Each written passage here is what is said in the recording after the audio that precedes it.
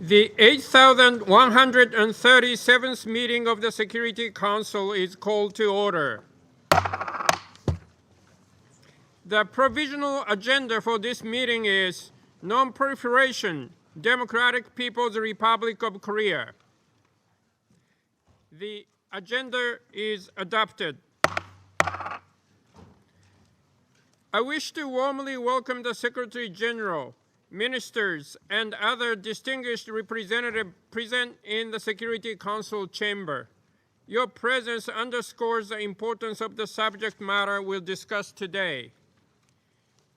In accordance with the Rule 37 of the Council's Provisional Rules of the Procedure, I invite a representative of the Democratic People's Republic Korea and the Republic of Korea to participate in this meeting. It is so decided.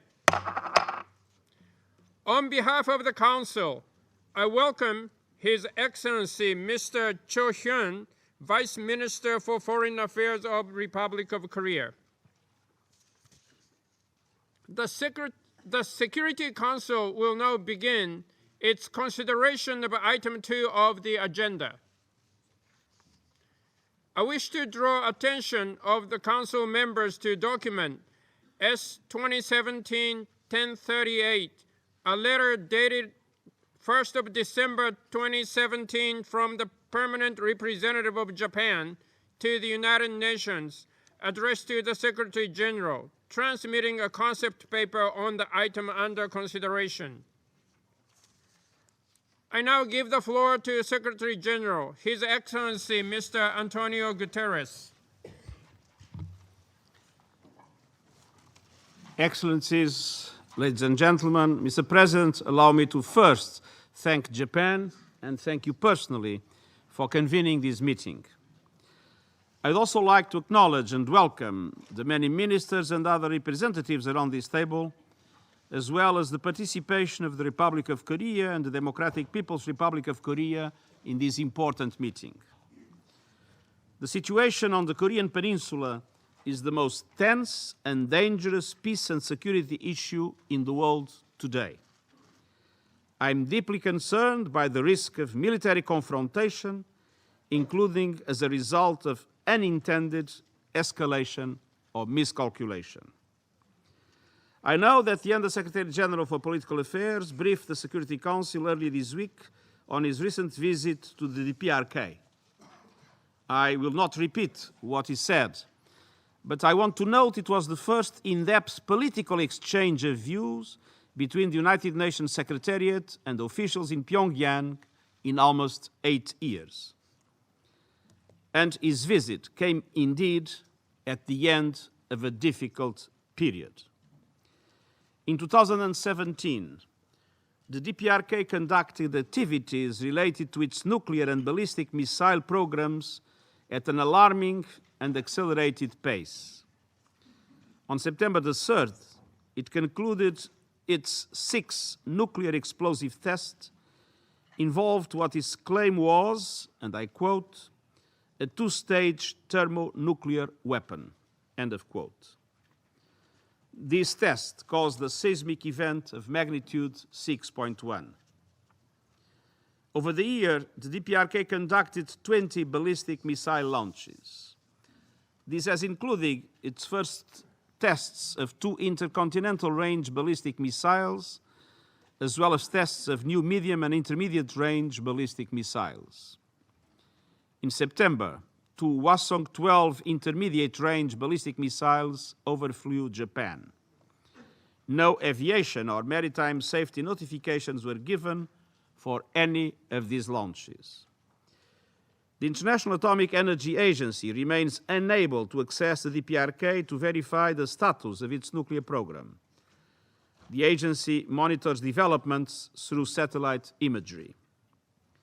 At the Yongbyon Nuclear Scientific Research Center, it has observed signatures consistent with the operation of the plutonium production reactor and reported centrifuge enrichment facility. The agency also continues to observe indications of ongoing mining, milling, and concentration activities at the Pyeongsan uranium mine and Pyeongsan uranium concentration plant. The DPRK remains the only country to continue to break the norm against nuclear testing. Its actions show blatant disregard for the will and resolutions of the Security Council and undermine the international norm against nuclear testing and the nuclear non-proliferation regime. Security Council Resolution 2375, adopted in September, includes the strongest sanctions ever imposed on the DPRK. I reiterate my call on the DPRK leadership to comply with the relevant Security Council resolutions and allow space for the resumption of dialogue on denuclearization and sustainable peace on the Korean Peninsula. While all concerned seek to avoid an accidental escalation leading to conflict, the risk is being multiplied by misplaced overconfidence, dangerous narratives and rhetoric, and the lack of communication channels. It is time to re-establish and strengthen communication channels, including inter-Korean and military-to-military channels. This is critical to lower the risk of miscalculation or misunderstanding and reduce tensions in the region. Any military action could have devastating and unpredictable consequences. The unity of the Security Council is an essential instrument to achieve the goal of denuclearization and creates the space for diplomatic initiatives aimed at achieving it in a peaceful manner. The Security Council's call in Resolution 2375 is united, and I quote, to further work to reduce tensions so as to advance the prospects for a comprehensive settlement. And then, expressing its desire for a peaceful and diplomatic solution to the situation, and I go on quoting, welcoming efforts by Council members as well as other member states to facilitate a peaceful and comprehensive solutions through dialogue. The Secretariat and I are your partner in this effort, and my good offices remain always available. I believe the United Nations Secretariat adds strategic value in three key areas. First, impartiality. Second, the voice norms, values, and principles for peaceful and diplomatic solutions in line with international law. And third, offering channels of communication with all parties. The organization is a key venue where all 6 parties are represented and can interact to narrow differences in understanding and promote confidence-building measures. As Secretary General, I commit to protecting and strengthening these 3 areas. Security Council unity behind this effort is essential. Mr. President, I welcome the Council's humanitarian and human rights concerns. The Secretariat has consistently conveyed the importance of disassociating the peace and security situation from humanitarian imperatives. 70% of the population of the DPRK is categorized as food insecure, and 40% are malnourished. The 2017 DPRK Humanitarian Needs and Priorities document calls for $114 million to meet urgent requirements. This is only 30% funded. I ask all member states, particularly those around this table, to carefully consider the humanitarian principles that underpin our work. The people of the DPRK need generosity and help. Mr. President, Excellencies, not long from now, athletes will gather in Pyeongchang for the Winter Olympics. I express my sincerest hope that the DPRK will take part. As the General Assembly has recognized, these games can foster an atmosphere of peace, development, tolerance, and understanding on the Korean Peninsula and beyond. We need to spread and deepen that spirit of hope and possibility. Diplomatic engagement is the only pathway to sustainable peace and denuclearization. We must do everything we can to reach that objective and avoid the level of danger that would be unpredictable in its trajectory and catastrophic in its consequences. Thank you. I thank the Secretary General for his briefing. I shall now make a statement in my capacity as the Minister of Foreign Affairs of Japan. As we have all witnessed, North Korea has been escalating its outrageous acts of provocation in flagrant violation of relevant Security Council resolutions. In the past 2 years, North Korea has launched 40 ballistic missiles, and 2 of those missiles flew over Japan. They have also conducted 3 nuclear tests. The one in September, North Korea purported it to be a hydrogen bomb test. Its scale was far larger than its previous tests.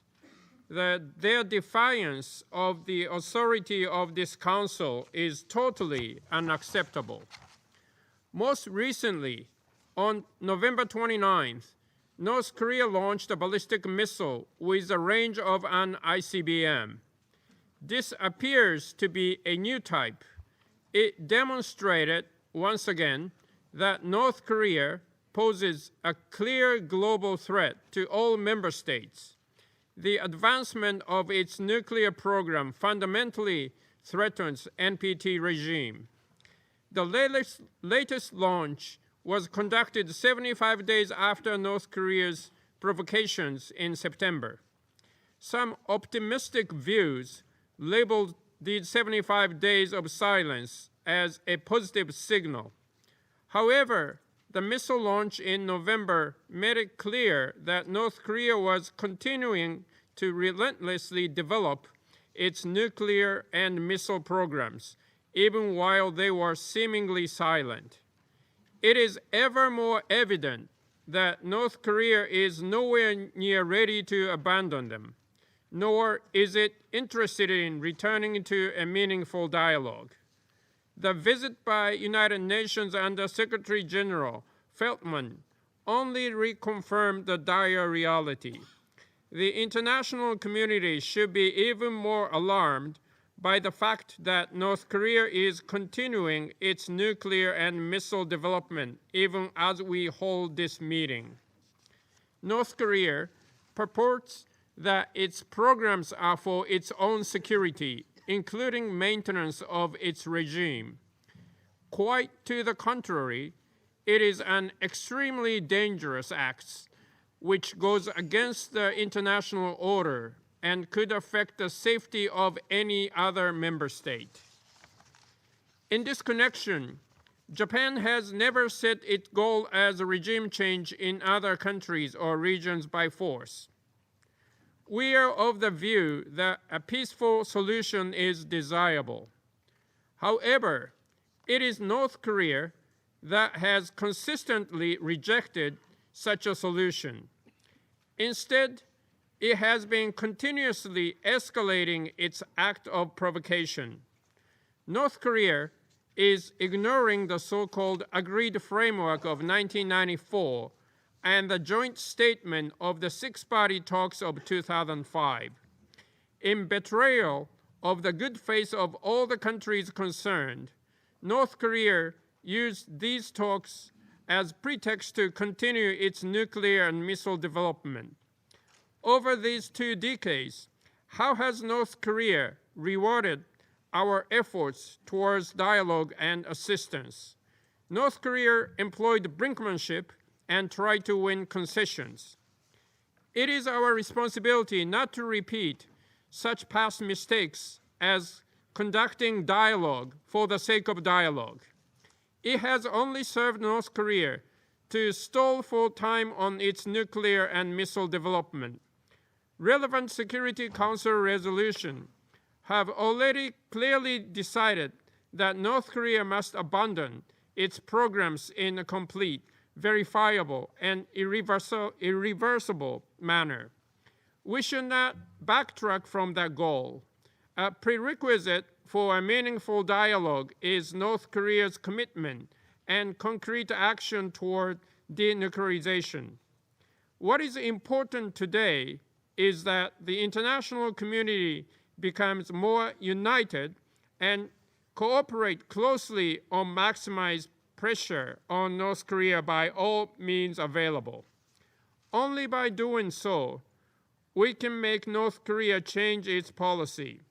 The series of United Nations sanction measures are an effective means to achieve this goal.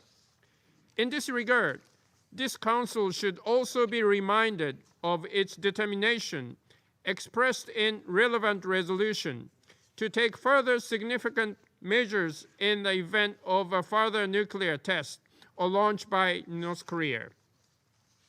Sanctions are a tool to make North Korea understand that there is no other way but to change its policy. The Security Council has adopted unprecedentedly strong sanction measures, which are close to a full-fledged sanction regime. Sanctions are most effective when they are fully implemented.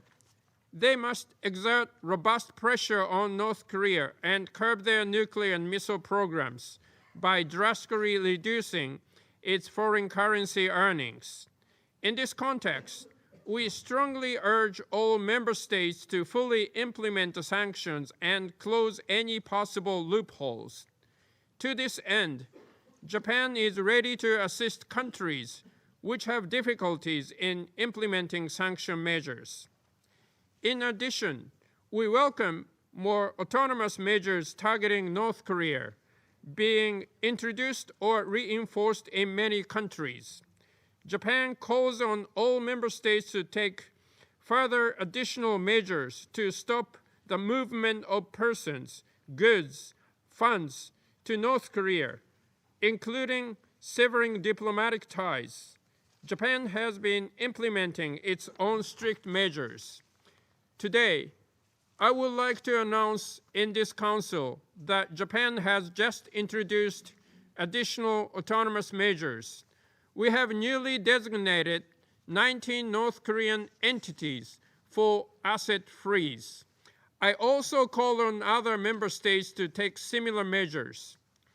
Regrettably, the threat posed by North Korea also includes production capacity of other weapons of mass destruction, such as biological and chemical weapons. It also includes activities in the cyberspace. It is reported that North Korea may be acquiring funds to further develop its nuclear and missile programs by selling weapons or through cyber theft.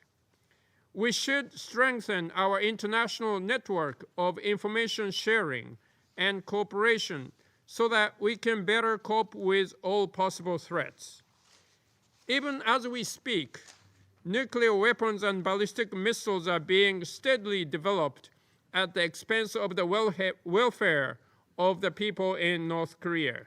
Grave violations of their human rights cannot be overlooked. In the past, North Korean agents infiltrated Japan and abducted a number of Japanese citizens, including a girl as young as 13 years old. Only 5 of the abductees returned. Many abducted Japanese have remained in custody in North Korea.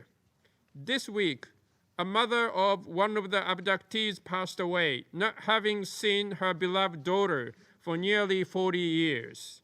Another family member also passed away recently. The families cannot wait forever. It is most regrettable that only a few of the abductees have returned to their home country where their families and friends are waiting.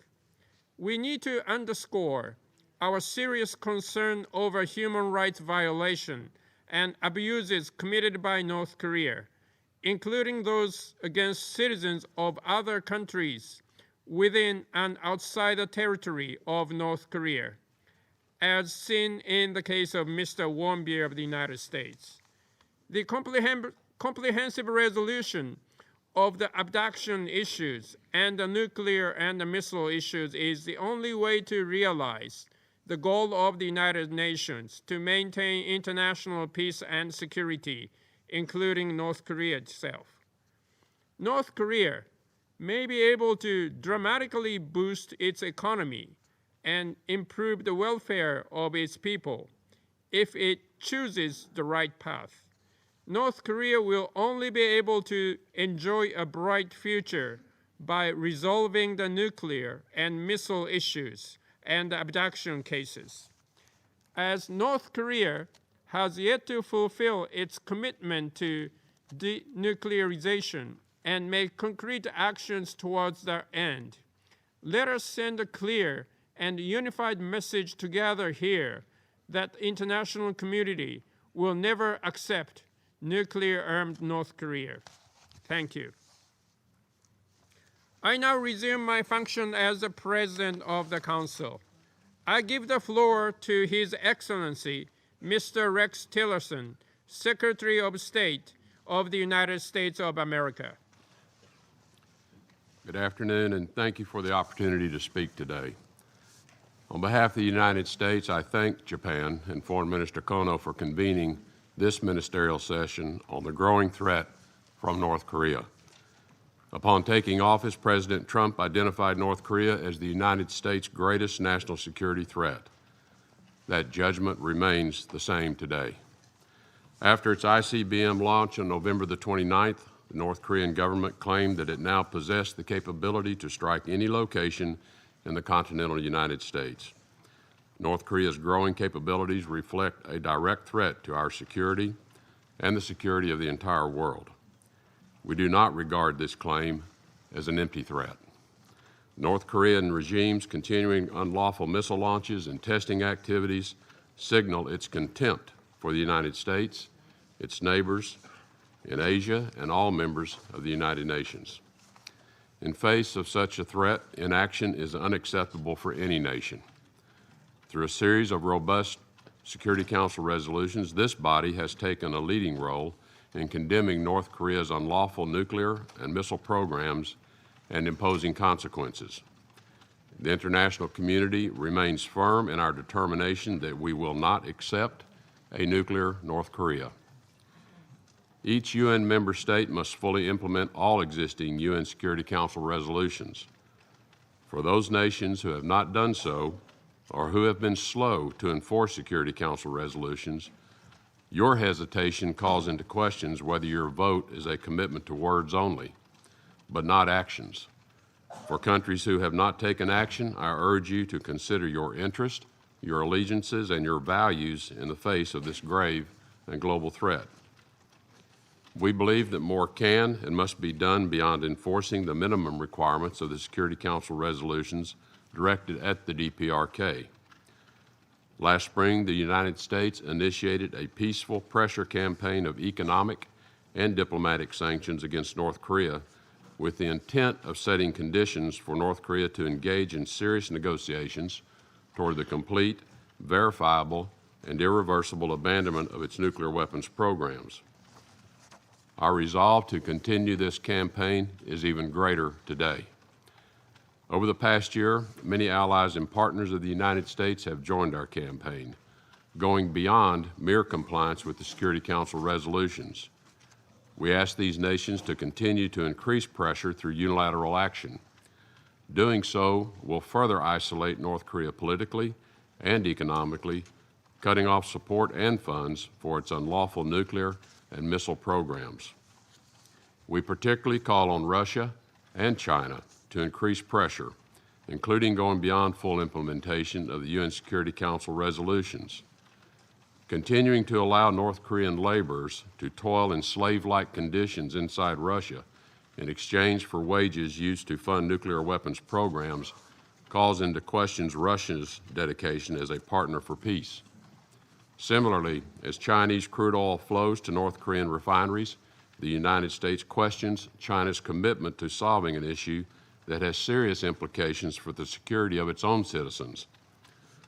Recently, the North Korean regime has sought to portray UN sanctions as harmful to women and children.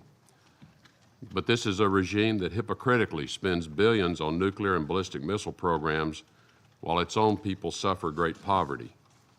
The regime could feed and care for women, children, and ordinary people of North Korea if it chose the welfare of its people over weapons development. The DPRK has a choice. It can reverse course give up its unlawful nuclear weapons program, and join the community of nations, or it can continue to condemn its people to poverty and isolation. The regime in Pyongyang bears the ultimate responsibility for the well-being of its people. North Korea claims to undertake its nuclear weapons program as an essential step for the survival of its regime. In making this choice, North Korea has made itself less secure, and its economy has become further isolated and disconnected from the global economy. We have been clear that all options remain on the table in the defense of our nation. But we do not seek, nor do we want, war with North Korea. The United States will use all necessary measures to defend itself against North Korean aggression, but our hope remains that diplomacy will produce a resolution. As I said earlier this week, a sustained cessation of North Korea's threatening behavior must occur before talks can begin. North Korea must earn its way back to the table. The pressure campaign must and will continue until denuclearization is achieved. We will, in the meantime, keep our channels of communication open. Our message today is one that this body has heard before and one that we will continue to repeat. The United States will not allow the regime in Pyongyang to hold the world hostage. We will continue to hold North Korea accountable for its reckless and threatening behavior today and in the future. We ask every nation here to join us in exerting sovereignty to protect all of our people. We also ask all to join a unified effort to achieve a complete and verifiable denuclearization of the Korean Peninsula. Thank you. I thank His Excellency Mr. Tillerson for his statement. I give the floor to Her Excellency Ms. Margot Wallström, Minister of Foreign Affairs of Sweden. Thank you, Mr. President. Excellencies, the situation on the Korean Peninsula is the greatest threat to international peace and security facing the world today.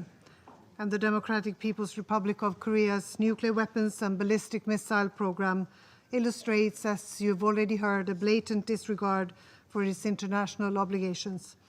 And the DPRK has repeatedly violated international law, including numerous Security Council resolutions. Its actions are also contrary to the existing global norm against nuclear testing, embodied in the Comprehensive Nuclear Test Ban Treaty and global non-proliferation norms. This Council has repeatedly, and I think this is the 16th meeting, has repeatedly been called together this year to address the illegal testing of nuclear weapons and ballistic missiles by the DPRK. At each meeting, Council members have unanimously condemned these provocations in the strongest terms. The world does not accept DPRK's nuclear weapons and ballistic missile programs, and it is essential that we continue to stand united. Mr. President, I would like to thank you for convening today's important meeting, and I particularly welcome the presence of the representative of the Republic of Korea and the DPRK here today, and let this meeting be a step towards dialogue. I want to take this opportunity to convey directly to you the following 5 messages to the DPRK. First, cease all provocations. Second, engage in a credible and meaningful dialogue. Third, abide by the Security Council's resolutions and fulfill your international obligations. Fourth, abandon your nuclear weapons and missile program in a complete, verifiable, and irreversible manner. And fifth, return to the Nuclear Non-Proliferation Treaty and the IAEA safeguards.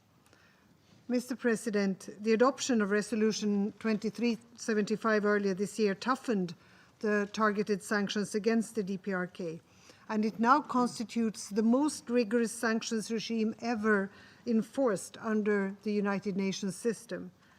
For these sanctions to have desired effects, it is critical that we urgently ensure their universal and comprehensive implementation.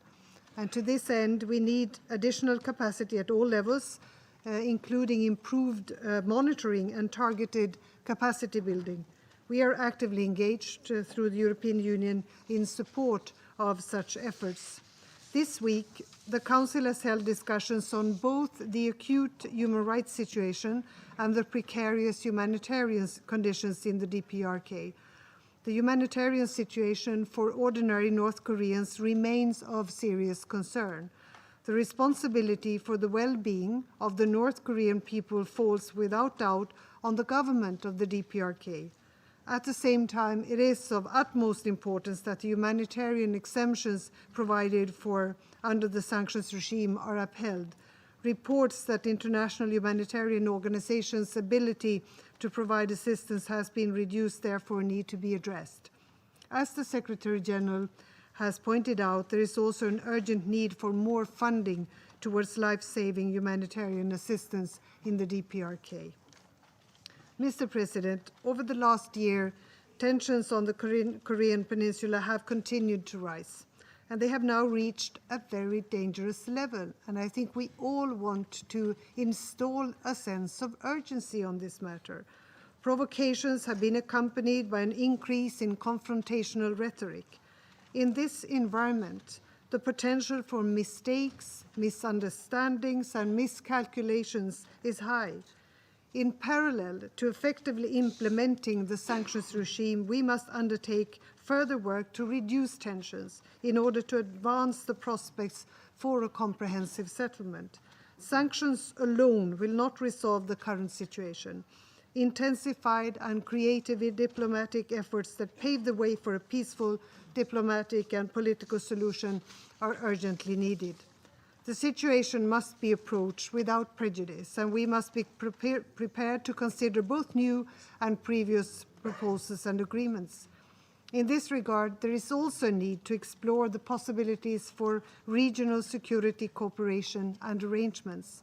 Sweden is contributing to these diplomatic efforts, and we welcome Under-Secretary General Feltman's recent visit to the DPRK.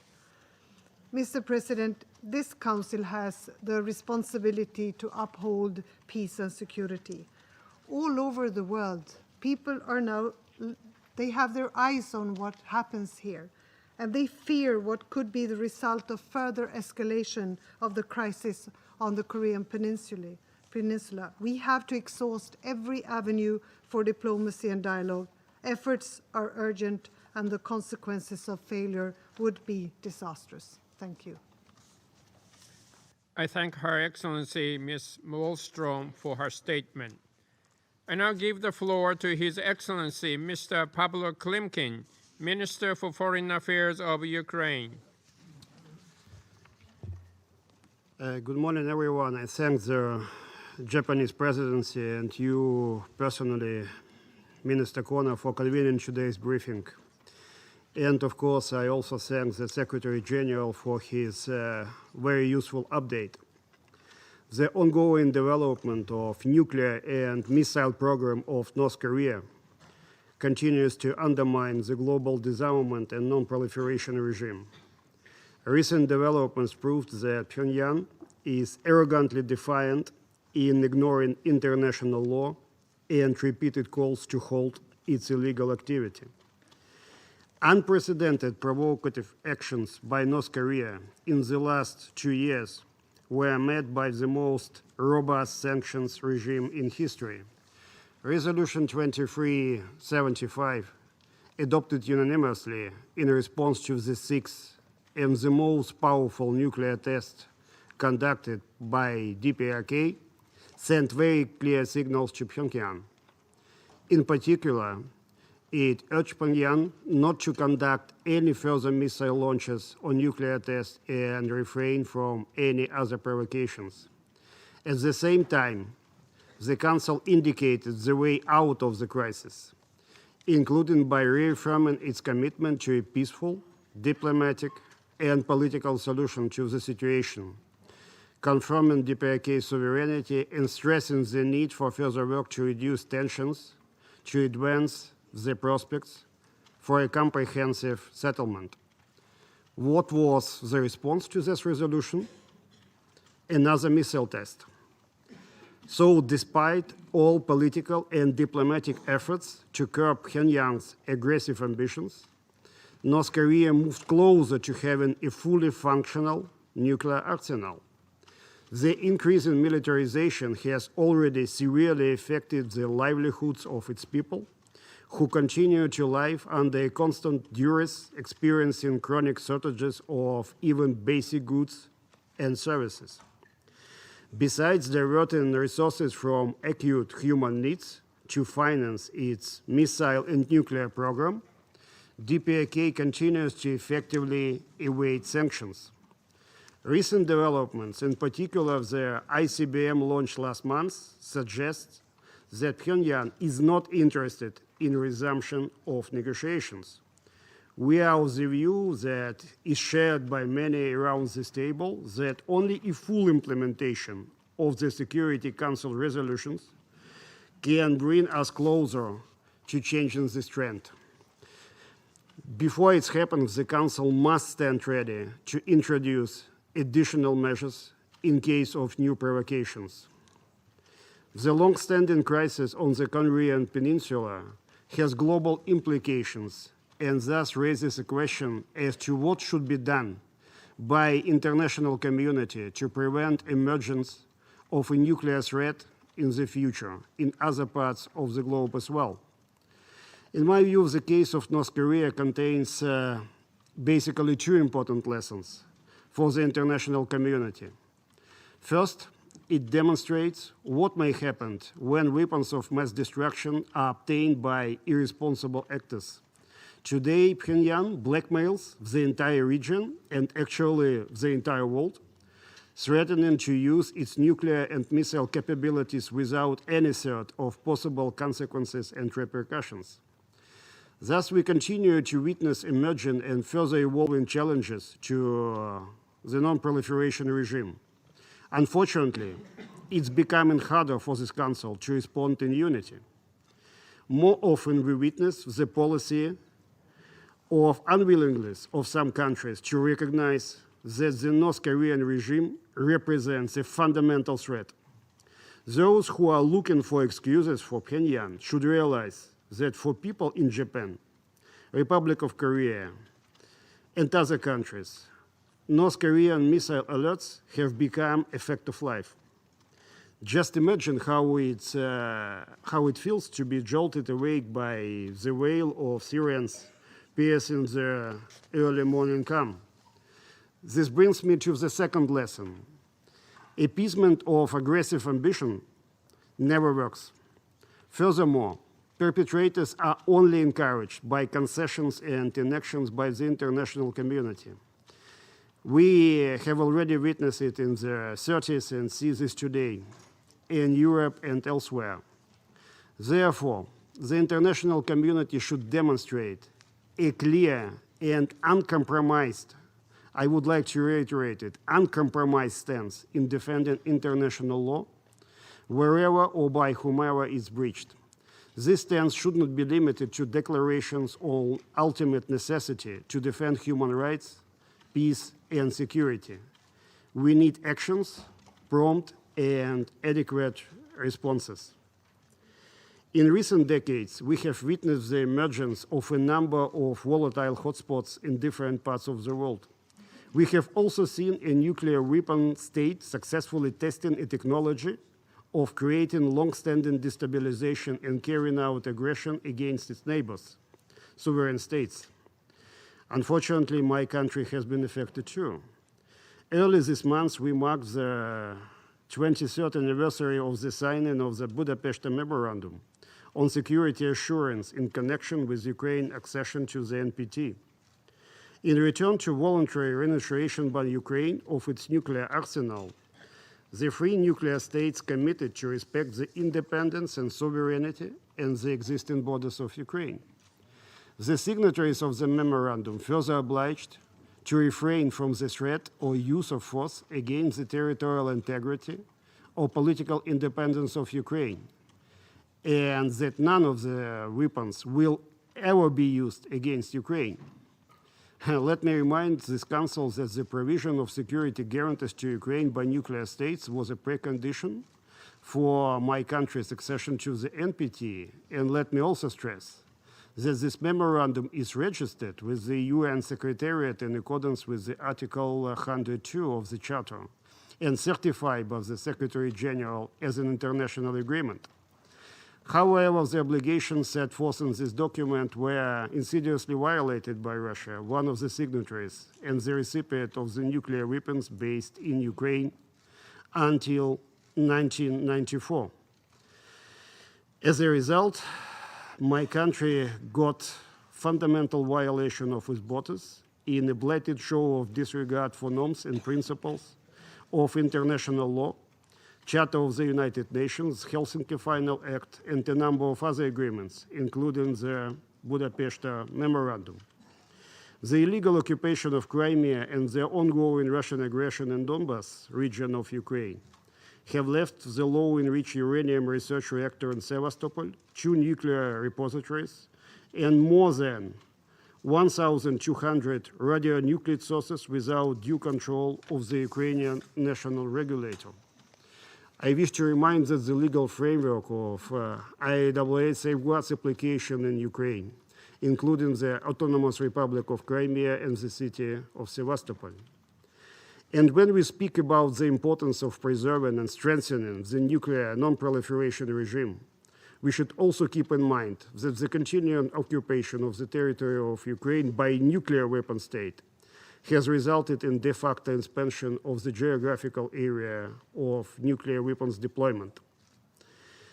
The Russian military aggression against Ukraine, as well as systematic provocation by its client North Korea, have provoked dangerous misbalance in the existing international security system, undermined the effectiveness and reliability of non-proliferation regime. And in order to prevent the world from sliding into the state of lawlessness, we must stand united to ensure respect for international law. We must stand united to ensure responsibility for its violation, no matter whether it was violated by a recognized nuclear weapon state or those, unfortunately, desperately wishing to gain such a status. And it's not going to happen. I thank you. I thank His Excellency Mr. Klimkin for his statement.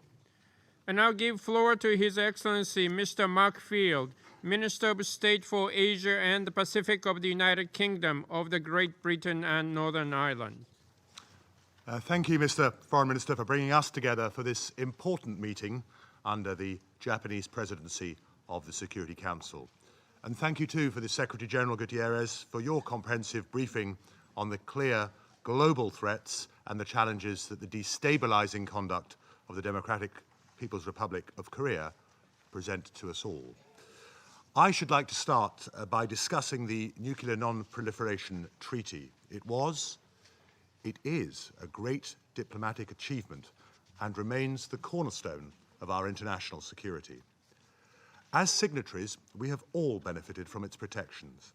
It is our collective responsibility and it is in our collective interests to ensure that all nations stand by their commitments and obligations under the treaty and its associated agreements. It is also our duty as members of this Council and as responsible international actors. We must abide by our collective rules. We must defend our values, and we must work together in this Council to safeguard a system of international security that benefits the whole of humanity. North Korea repeatedly and willfully rebuffs these systems and our collective values. Earlier this week, members of the Council heard appalling and harrowing accounts of the regime's brutal treatment of its own people, of women forced to drown their newborn babies as the regime didn't consider themselves to be. Kim Jong-un claims that he wants to be a responsible actor and that he wishes to bring security and prosperity to his people. The regime's actions, exemplified by their systematic violation of human rights and their nuclear weapons program, demonstrate precisely the opposite intent. North Korea's pursuit of an continental nuclear weapon is increasingly destabilizing for us all. North Korea has fired some 20 ballistic missiles this year. We've seen 3 intercontinental ballistic missile launches and 2 missiles launched across and over the territory of northern Japan. Now, in response to these actions, the Council has unanimously and appropriately decided to impose the strictest sanctions in a generation upon North Korea. Our community of nations has shown its deep condemnation of the regime by taking these sanctions seriously. This has, of course, started to have an impact. We all have the responsibility of ensuring that these sanctions are fully and properly implemented so that they have the desired effect. Now that North Korea's arms dealers are discovering that their usual routes to clients are closed, so their diplomats are struggling to process bank transactions for contraband goods, their exporters of manual labor are finding their contracts are not being renewed. So we must not just keep this pressure up, but we must increase it. We must share information and expertise to prevent North Korea from using front companies or illicit channels to evade sanctions. We must all cooperate fully with the UN's highly competent and professional panel of experts on North Korea's sanctions, and we strongly commend their work and will continue actively to support them. But we should be clear that the reason we enforce sanctions is to force Kim Jong-un to see that he has a choice of 2 paths. His current path will lead his country to greater poverty and isolation and threatens not just North Korea's, but the global security. He must choose to change course. He can choose to comply with the UN Security Council resolutions and to join the community of law-abiding nations. He can choose to let his people express themselves through debate and commerce. This is the real path to security and prosperity for the North Korean people. Only Kim can now make this choice, and we must all work together here to persuade him to make the right choice. So our message to Kim Jong-un and his regime must be clear and united. For the well-being of your countrymen and the safety of your neighbors in the wider world, you must change course. And I hope that the North Korean representative here today conveys these strong messages back to Pyongyang. Mr. President, we must all work together and use all the diplomatic and economic tools at our disposal to deliver this uncompromising message. Let us stand firm. Let us stand fast to our values. The world looks to all of us here to defend our system of international security. For the sake of future generations of humankind, we must now rise to this challenge.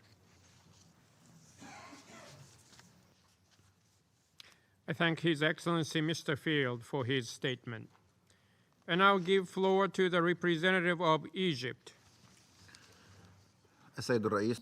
Mr. President, Egypt continues to reiterate its strong condemnation of the DPRK's activities of nuclear armament, development and launching of ballistic missiles in violation of relevant Security Council resolutions in a manner that threatens international and regional peace and security.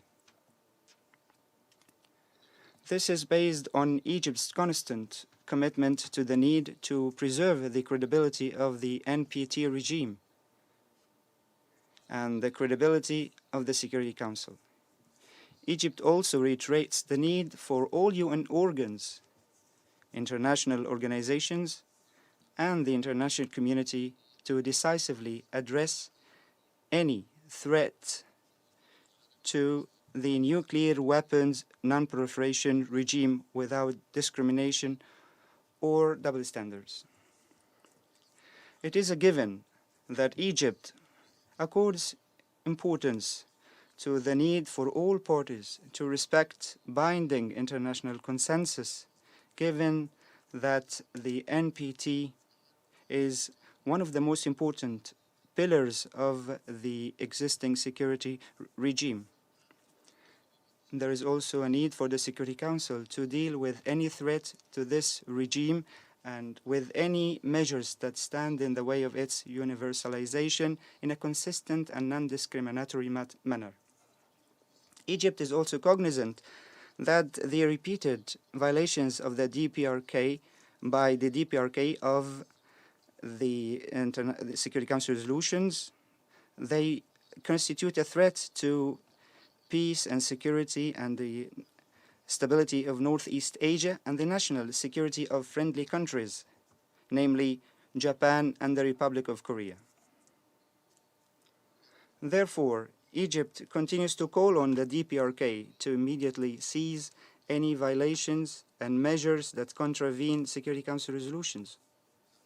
And we call on the DPRK to abstain from any escalation that would lead to further tension and instability in a manner that threatens international and regional peace and security. We call on the DPRK to go back to acceding to the NPT as a non-nuclear state and to implement the IAEA safeguards regime without delay. Mr. President, Egypt reiterates the need for the Security Council and all UN organs to bear their responsibilities in this respect through finding a sustainable, peaceful settlement of the troubling situation in the Korean Peninsula. This settlement should provide for total elimination of nuclear weapons and reaching sustainable peace between the two Koreas in accordance with the provisions of the Security Council resolutions. This includes endeavors to revive negotiations and providing a favorable environment to this end so that we can exit this vicious circle of continued violations by the DPRK of the Security Council resolutions. At a time, the Security Council only imposes additional sanctions without a clear political prospect for the solution of the crisis. This only leads to more deterioration that would lead to a real international catastrophe. In this respect, Egypt has followed with interest the visit recently paid by Mr. Jeffrey Feltman, the Undersecretary General for Political Affairs, to Pyongyang this month. This is the first of its kind by a high-level UN official since 2010. We consider that continuing engagement and dialogue with the DPRK is an imperative to maintain chances for reviving negotiations and dialogue as a way to reach a peaceful solution to this serious crisis that has a bearing on our security at large. In this respect, I would like to thank Mr. Feltman for his briefing on the 12th of December on the outcome of his visit. We underscore the need for continuing engagement and dialogue and not to lose hope in the ability of the international community to reach a peaceful settlement that meets the agreed upon provisions in the Security Council resolutions with regard to nuclear disarmament and bringing sustainable peace in the Korean Peninsula. Thank you, Mr. President. I thank the representative of Egypt for his statement. I now give floor to the representative of China. 主席先生。 Mr. President, China would like to thank Secretary General Guterres for his briefing. China firmly opposes the development by the DPRK of its nuclear and missile programs in violation of the Security Council resolutions and urges the DPRK to abide by the relevant resolutions of the Security Council. Since the beginning of this year, the situation on the Korean Peninsula has been one of constant tension, while the DPRK continued to conduct nuclear tests and missile launching in defiance of the universal opposition by the international community. The parties concerned kept expanding military exercises and scaling up show-off force. Escalation of tension on the Korean Peninsula to the point of risking spiraling out of control is not in any party's interest. Mr. President, the nuclear issue of the Korean Peninsula has lasted for over 2 decades with deep historical causes and grave and complex current context. Reviewing the evolution of the nuclear issue of the Korean Peninsula, we can see that when the parties concerned moved towards each other and respected each other's concerns, it was possible to achieve results, whereas when the parties took tough stances and disregarded the security of the other side, it would lead to the deterioration of the situation. The current situation on the Korean Peninsula is mired in a vicious circle of tough posturing and confrontation, which hardly makes one optimistic about its future. However, the hope for peace is not totally obliterated. There is still a possibility for negotiation, and the option of use of force is unacceptable. China believes that all parties concerned should keep in mind the big picture of maintaining peace and stability on the Korean Peninsula, judge the situation calmly, make wise choices, and take practical actions. First, it is necessary to put an immediate end to rhetoric and actions that are unfavorable to denuclearization as well as peace and security of the Korean Peninsula and ease the situation as soon as possible. The tough positions taken by the parties concerned can only escalate tension, deepen division, and increase mutual trust, and therefore are not helpful to the security of all parties. The parties concerned should keep calm and exercise restraint to prevent the situation on the Korean Peninsula from worsening and getting out of control, and create necessary conditions for turning the situation around. Secondly, it is necessary to act in accordance with the provisions and spirit of the Security Council resolutions on the DPRK and push for an appropriate settlement of the nuclear issue of the Korean Peninsula. Since last year, the Council has adopted unanimously a series of resolutions on the DPRK. These resolutions represent the common will of the international community and constitute international obligations that must be observed by all parties. All parties must implement the Council resolutions on the DPRK comprehensively and in their entirety, strengthen non-proliferation measures to curb the DPRK's nuclear and missile programs, and also actively push for a peaceful settlement through diplomatic and political means. At the same time, there is a need to avoid negative impact on the livelihood of the people of the DPRK and the humanitarian assistance activities in the country.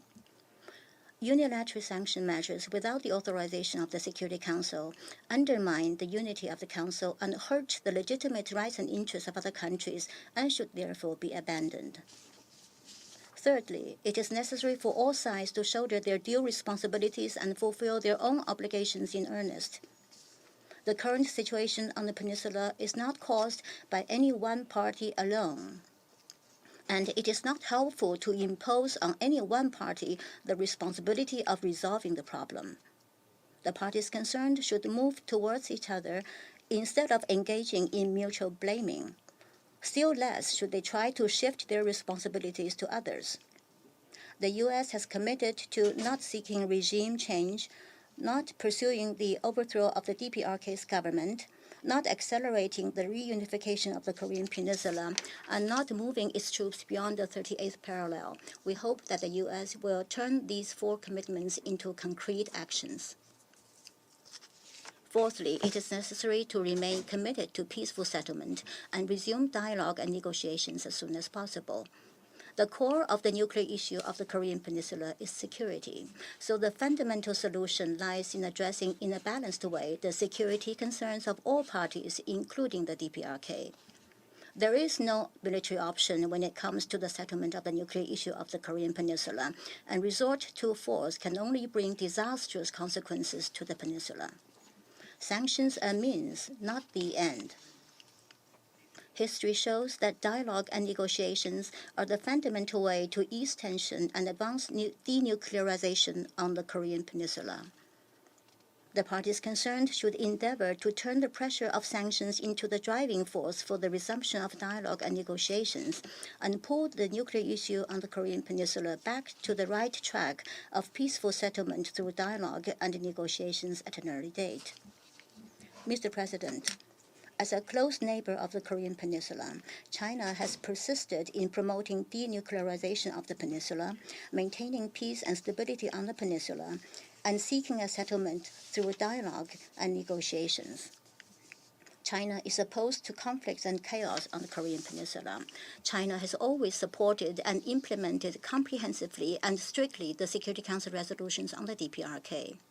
In so doing, China has made greater efforts and paid a higher price than anyone else.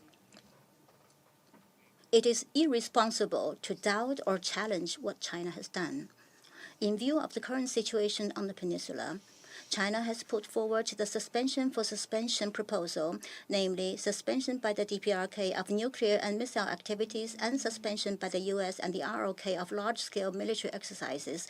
We have proposed the dual-track approach of promoting parallel progress in denuclearization and the establishment of a peace mechanism on the peninsula. The Russian Federation has also put forward the idea of a phased approach to the settlement of the issues of the Korean Peninsula.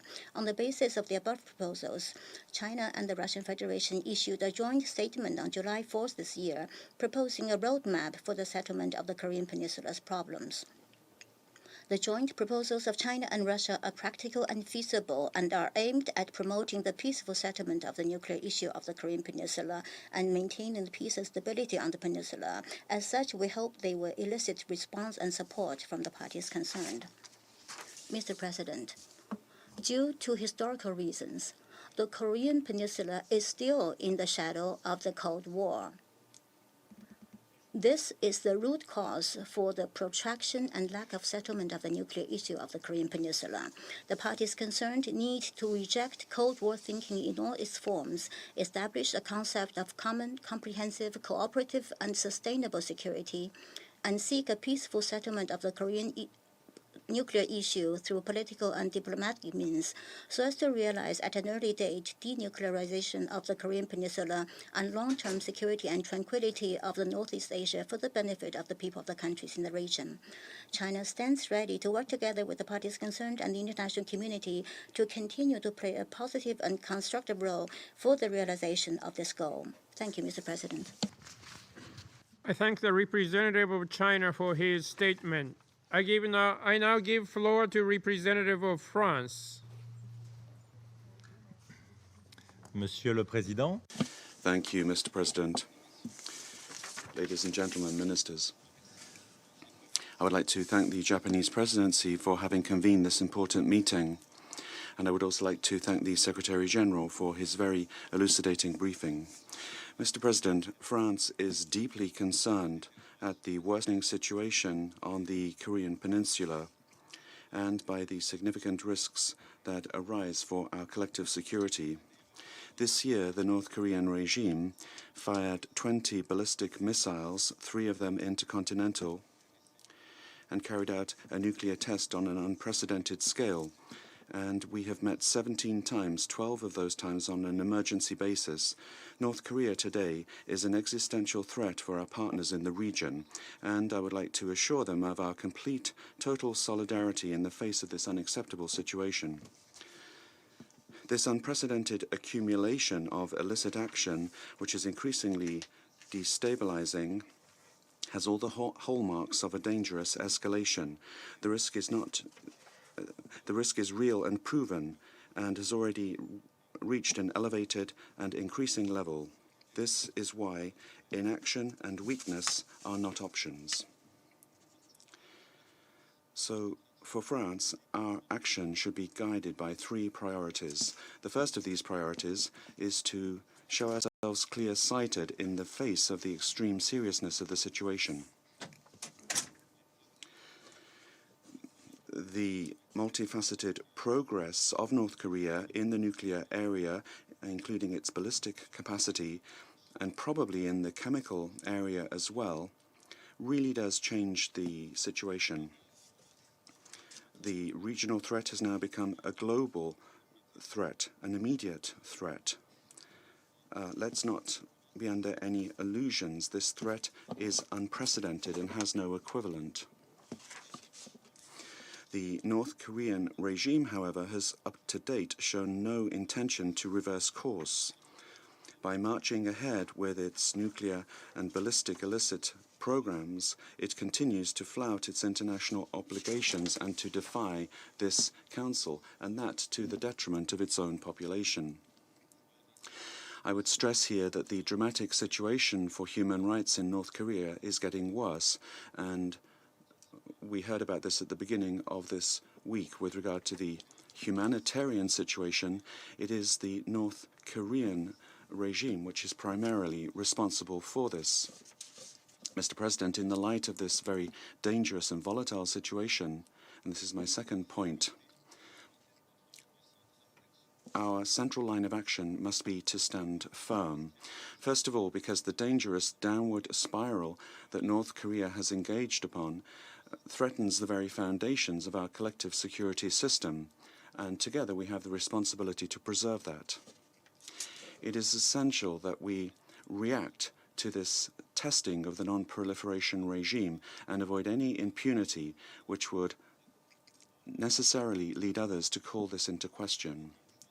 What is at stake here is our ability to ensure our own security, but also to stop the overturning of the strategic balance in Asia, and beyond that, the strategic stability which is the foundation for peace and security. As part of this, our action should contain two areas. It is indispensable, first of all, to implement existing sanctions strictly and comprehensively in the face of the formidable inventiveness of the North Korean networks to circumnavigate and escape the effects of these decisions. Everyone knows the uneven implementation of sanctions seriously affects the effectiveness of our collective action. Their correct implementation is the responsibility of all member states, beginning with these seated on this council. We must also react methodically and with determination to all North Korean provocations in order to prevent further escalation and to preserve the non-proliferation regime. If North Korea continues to ignore our injunctions to defy them and not to show reason, North Korea will leave us with no other choice than to stand firm and to strengthen sanctions. And let's understand that sanctions are not a goal in themselves. They target the regime for what it does and not for what it is. Mr. President, the third and final priority must be the potential for diplomacy to find a political solution. We do not and have never closed the door to dialogue. All of our efforts, on the contrary, are aimed at convincing Pyongyang to come back to the table of negotiations and to accept negotiations on its nuclear and ballistic program. But we are forced to state that given the stubbornness of North Korea, only maximum pressure today can enable us to come back to the path of negotiation. Mr. President, France, of course, is in favor of a resumption of talks, but it is up to the North Korean regime to give us clear indications that it is prepared to open discussions, and the sooner the better. Mr. President, France's belief is that maximum pressure on the North Korean regime is our best lever to enable dialogue, which itself is the condition for a political solution. Otherwise, everything will be seen as a sign of weakness by North Korea, expressions of division between us. They will be encouraged to continue their provocations. And objectively, that will run the risk of things getting even worse and more extreme. So, quite simply, France would call on this Council to show firmness. That is our best antidote in the light of the risk of war, and it's our best chance to open up the path to dialogue and therefore to a political solution that we all seek. I thank you. I thank the representative of France for his statement. I now give the floor to representative of Ethiopia.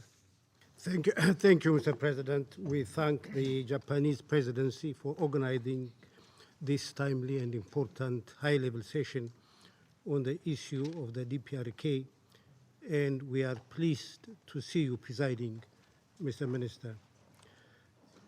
Our minister would have been here today if it had not been for the IGAD Council of Ministers meeting and the high-level revitalization forum, both due to take place over the coming days in Addis Ababa. We thank Secretary General António Guterres for his briefing on the topic of our discussion today, which we understand was one of the issues raised during his visit to Tokyo. We share his views. No wonder, therefore, in this statement, we may have to repeat what the Secretary General has stressed. Mr. President, we can imagine the level of anxiety and deep concern in Japan concerning the repeated ballistic missiles tests by the DPRK. We know most of those missiles fell into Japan's exclusive economic zone, and some of them flew over its territory. As the only country to ever suffer a nuclear attack, it's not difficult to realize how sensitive this issue is to the Japanese people and government. However, the nuclear and ballistic missile activities of the DPRK pose grave danger not only to Japan and the Northeast Asia region. As a matter of fact, there is no greater threat to global peace and security at the moment than the potential nuclear catastrophe that is hanging over the Korean Peninsula. It doesn't require to be an expert of the area to know that no war in the peninsula would be limited. The possibility of its widening must be taken for granted. That's why every possible diplomatic effort must be made to avert this dangerous situation, which could potentially have devastating consequences for the region and the world at large. Mr. President, at this stage, it has become all the more apparent that there is no other option than a peaceful and diplomatic path to resolving the crisis in the Korean Peninsula. In this regard, priority should be given to easing the heightened tensions and avoiding the risk of miscalculations, including by the reopening of communication channels, if so far there are none. We have no illusion that the DPRK issue can be resolved anytime soon, but it is absolutely important that all sides start taking even small but meaningful steps to build the necessary trust and confidence, which could help pave the way for the resumption of dialogue and negotiation to find a comprehensive and lasting solution to the DPRK issue and achieve the denuclearization of the Korean Peninsula. This, everybody agrees, is the key to preserving the peace and security of Northeast Asia. We very much welcome the visit to the DPRK by Under-Secretary General Jeffrey Feltman, the first such visit by a senior official of the United Nations since 2010. This is a small but important step in the right direction, and we very much appreciate the briefing that we received on the range of discussions he had with North Korean officials in Pyongyang, which we found extremely useful. What this visit has shown is that the engagement of the United Nations, and particularly the Secretary General's good offices, could be helpful. Even though nothing concrete came out of the visit by Under-Secretary General Feltman, we believe the various discussions he held might have contributed to a better understanding of the thinking in Pyongyang and to devising a strategy of engagement to bring the DPRK back to the negotiating table. That, in our view, is very critical. In the meantime, the full and effective implementation of the various Security Council resolutions by all member states remains very crucial. As the chair of the 1718 committee said in his annual report, and I quote, to create conditions to restarting negotiations while at the same time hindering the development of nuclear and ballistic missiles programs of the DPRK, end of quotation. This notwithstanding, we'd like to point out the need to pay attention to the humanitarian situation in the country. We hope the recent UN engagement with the DPRK government will contribute to improving the provision of life-saving humanitarian assistance to the population in need. This might also contribute to raising the level of mutual confidence, which is so much non-existent now. We welcome the presence at this meeting of the representative of the DPRK. Finally, Mr. President, it's only through the unity of the Council that we can avert the dangerous situation in the Korean Peninsula. And it's only appropriate that at this critical juncture to focus on what would contribute to the further enhancement of the cooperation among members of the Council to ensure the denuclearization of the Korean Peninsula. We should not lose hope on the possibility of achieving that goal. Thank you, Mr. President. I thank the representative of Ethiopia for his statement. I now give the floor to the representative of the Russian Federation.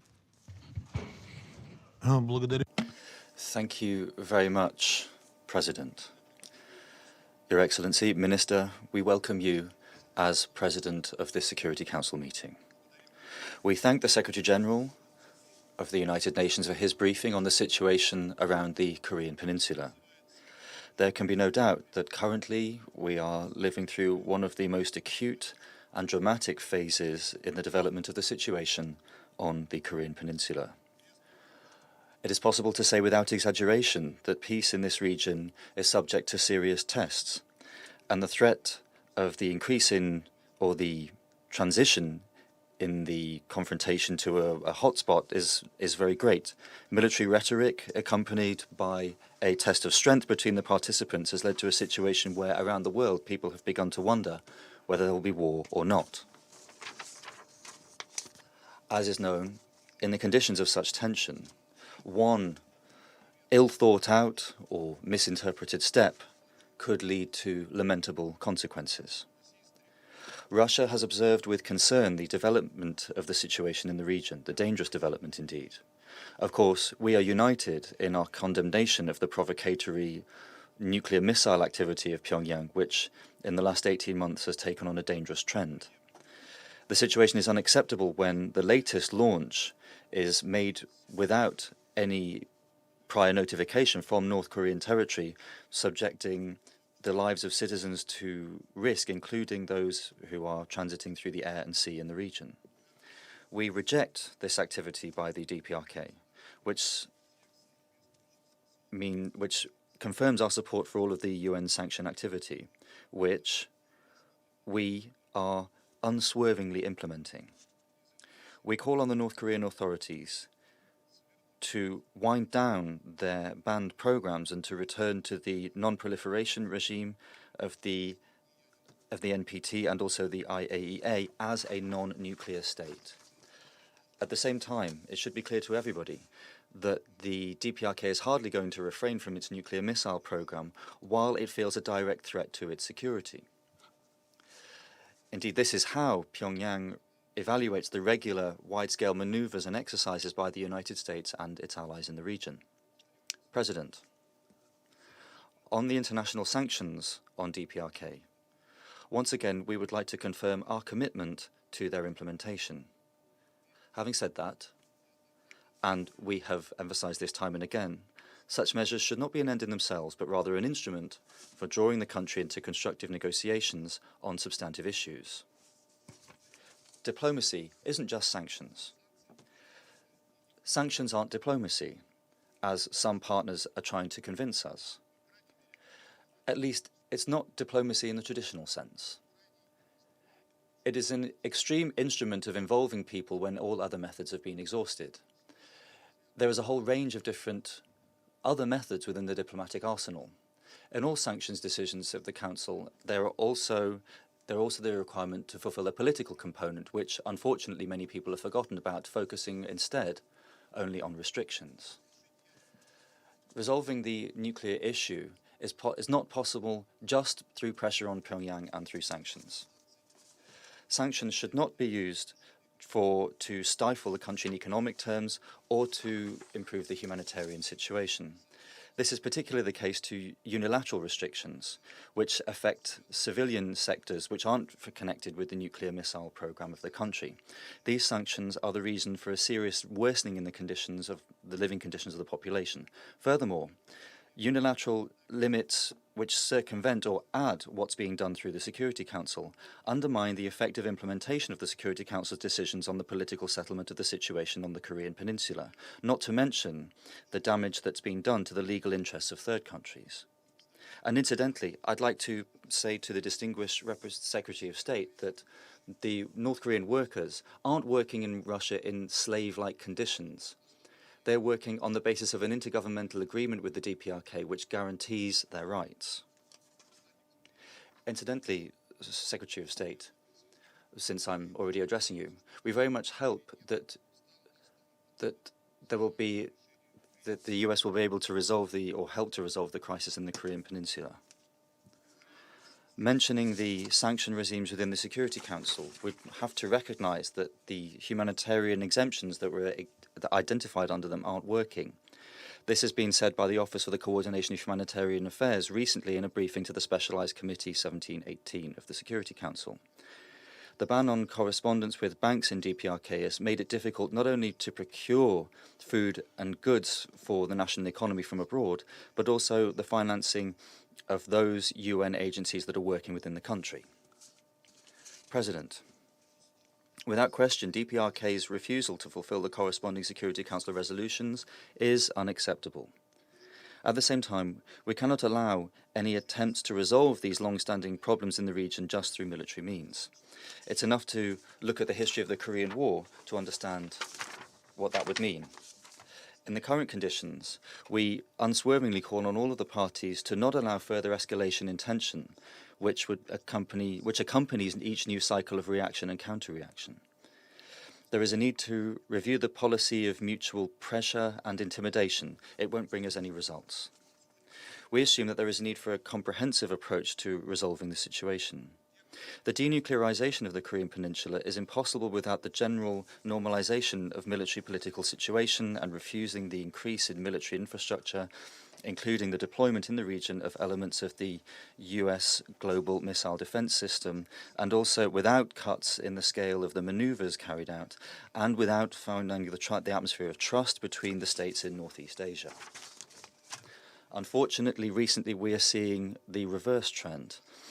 2.5 months of quiet from the point of Pyongyang were answered by Washington and its allies by unscheduled and unprecedented in their scale maneuvers and exercises in October and December, and also by the introduction of unilateral sanctions and classifying the country among state sponsors of terrorism.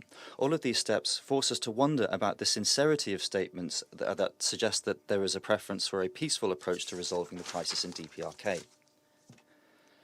Chairman, we call on the interested parties to quickly take practical steps to de-escalate the situation. In particular, it would be good to refrain from the planned latest military exercises. It goes without question that Pyongyang is also obliged to finish its nuclear missile tests. We are ready for closer cooperation with all partners to aim to find a quick settlement of the issues on the Korean Peninsula through the only possible means, namely through political and diplomatic means and through a mutually respectful dialogue. This was the aim behind the Russian-Chinese roadmap to settlement. We call on all interested parties in the period of preparation and the holding of the Winter Olympics in South Korea to refrain from any kind of provocation or unconsidered initiatives, and to use this time to find a way through a political and diplomatic settlement. And in conclusion, Chairman, I would like to address Minister Klimkin, who spoke today here. I'd like to advise him when he speaks to the Security Council, and in his legends that he spoke about what happened in the Ukraine, that he might want to actually keep to the item on the agenda. Thank you. I thank the representative of Russian Federation for his statement. I now give the floor to the representative of Kazakhstan. Thank you, Mr. President. And I would like to thank the Secretary General Guterres for his informative report on this very serious matter. The situation around North Korea is an issue on which we all have a united position. First, we do not want the expansion of the nuclear club and will not accept any aspirations to acquire nuclear weapons by any state. Kazakhstan has been and remains an active supporter of nuclear disarmament and non-proliferation. This could be achieved through confidence building and finding a pragmatic compromise aimed at building a mutually safe and peaceful coexistence. Secondly, the DPRK's reckless actions to launch missiles and nuclear tests are recognized as the gravest violations of the Security Council resolutions. Kazakhstan has experienced all the devastating consequences of nuclear tests and therefore stands for their prohibition in the 21st century. Unfortunately, to this day, we are still not able to achieve the entry into force of the comprehensive nuclear test ban treaty, which could make ending of all tests a reality. We have to outlaw nuclear testing in the modern world. Thirdly, the DPRK should comply with the requirements of all security resolutions. Only a thorough and strict adherence to them can ease the sanctions regime imposed on Pyongyang. It is in the interest of the government of North Korea to engage in a substantive dialogue and resume the negotiation process to avoid irreversible negative consequences of its irresponsible behavior.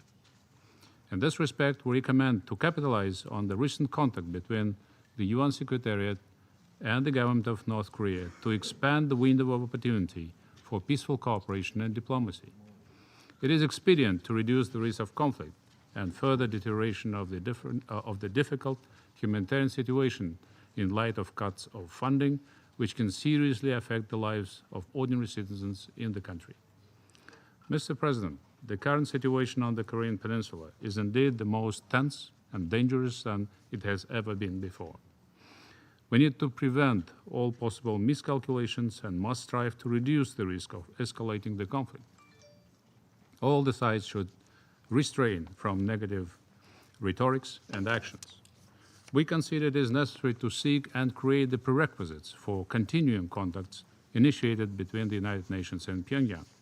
Today's meeting is the Security Council of the Security Council is a clear signal to North Korea that the nuclear path will not provide any guarantees for the security and well-being of its own people and of all others. Mr. President, the non-nuclear path of Kazakhstan can serve as a practical guide for DPRK and other countries striving to obtain nuclear capability. We have built and strengthened our independence and gained international respect by renouncing nuclear weapons.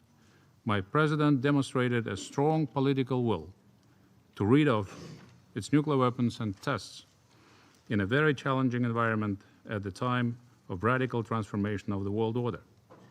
And as the time showed, it was the right decision. And I thank you, State Secretary Rex Tillerson, for mentioning it at the last debate on DPRK in this very chamber. We therefore call on the leadership of North Korea to renounce its nuclear weapons for the benefit of all. I thank you. I thank the representative of Kazakhstan for his statement. I now give the floor to the representative of Uruguay. Thank you very much, Mr. President. I'd like to begin by thanking you, Minister, for presiding over our work today, as well as the Secretary General, Mr. António Guterres, for his comprehensive briefing. We share the concern of the Japanese presidency of the Security Council, and we think it's very opportune that the meeting has been organized today. This is particularly important at a time when the situation on the North Korean Peninsula represents the greatest threat to international peace and security. The proliferation of weapons of mass destruction, be they nuclear, chemical or biological weapons, constitute a real and serious threat to international peace and security. These weapons must not be used by anyone and not under any circumstances. Uruguay insists on recalling that when it comes to disarmament and non-proliferation, it is the duty of all states to strictly respect their commitments in accordance with international law, such as the NPT and the provisions of the United Nations Charter. On numerous occasions, Uruguay has expressed its fervent condemnation of nuclear tests and the launching of ballistic missiles carried out by North Korea. We will continue to do so if this country continues with its threatening behavior and if it continues to violate resolutions of the Security Council. Uruguay once again calls upon North Korea to abandon its nuclear program in a complete, verifiable and irreversible manner, immediately ceasing all related activities, including the launching of ballistic missiles with ballistic technology. We urge them to return to the Non-Proliferation Treaty and the safeguards regime of the IAEA. Mr. President, the sanctions imposed have attempted to be the means to bring the North Korean government to the negotiating table. However, and despite all of the calls that have been issued by the international community to begin a dialogue, to date it has not been possible to open up the door to negotiation, but it is this that is indispensable to de-escalate the situation.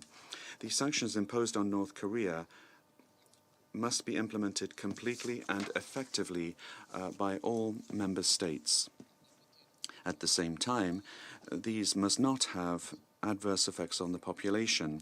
This is why, Mr. President, we are concerned at information received that sanctions could be having negative effects, non-intentional negative effects on the humanitarian situation in the country. And that's why we feel it would be appropriate to conduct a cautious analysis of them. Throughout our participation as a non-permanent member of the Security Council, Uruguay has supported all actions taken by this organ with regard to North Korea. We have also always stated a position on this issue which supports all of those initiatives aimed at dialogue. There is no military solution to the problem in North Korea. The solution for the denuclearization of the Korean Peninsula has to be a peaceful one, achieved through negotiations, diplomatic negotiations, and which leads to a political agreement between the parties.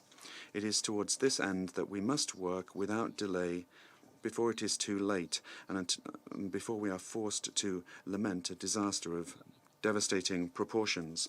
We particularly appreciate the recent visit of the USG for Political Affairs, Mr. Jeffrey Feltman, to North Korea, which is a specific step in the right direction after an extremely prolonged hiatus.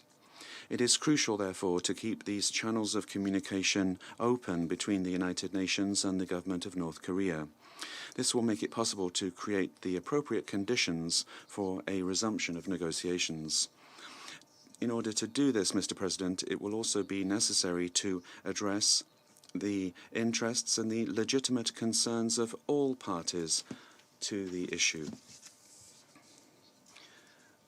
Therefore, efforts aimed at generating trust between the parties should be increased. As members of the United Nations, there is no alternative to dialogue.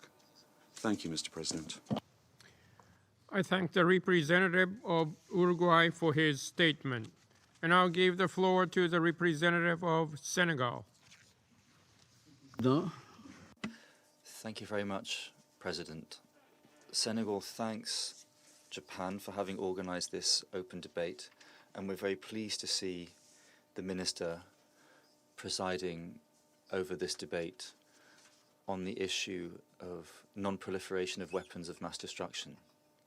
We also thank Mr. António Guterres, the Secretary General of the United Nations, for his statement, which has contributed to enriching our debate.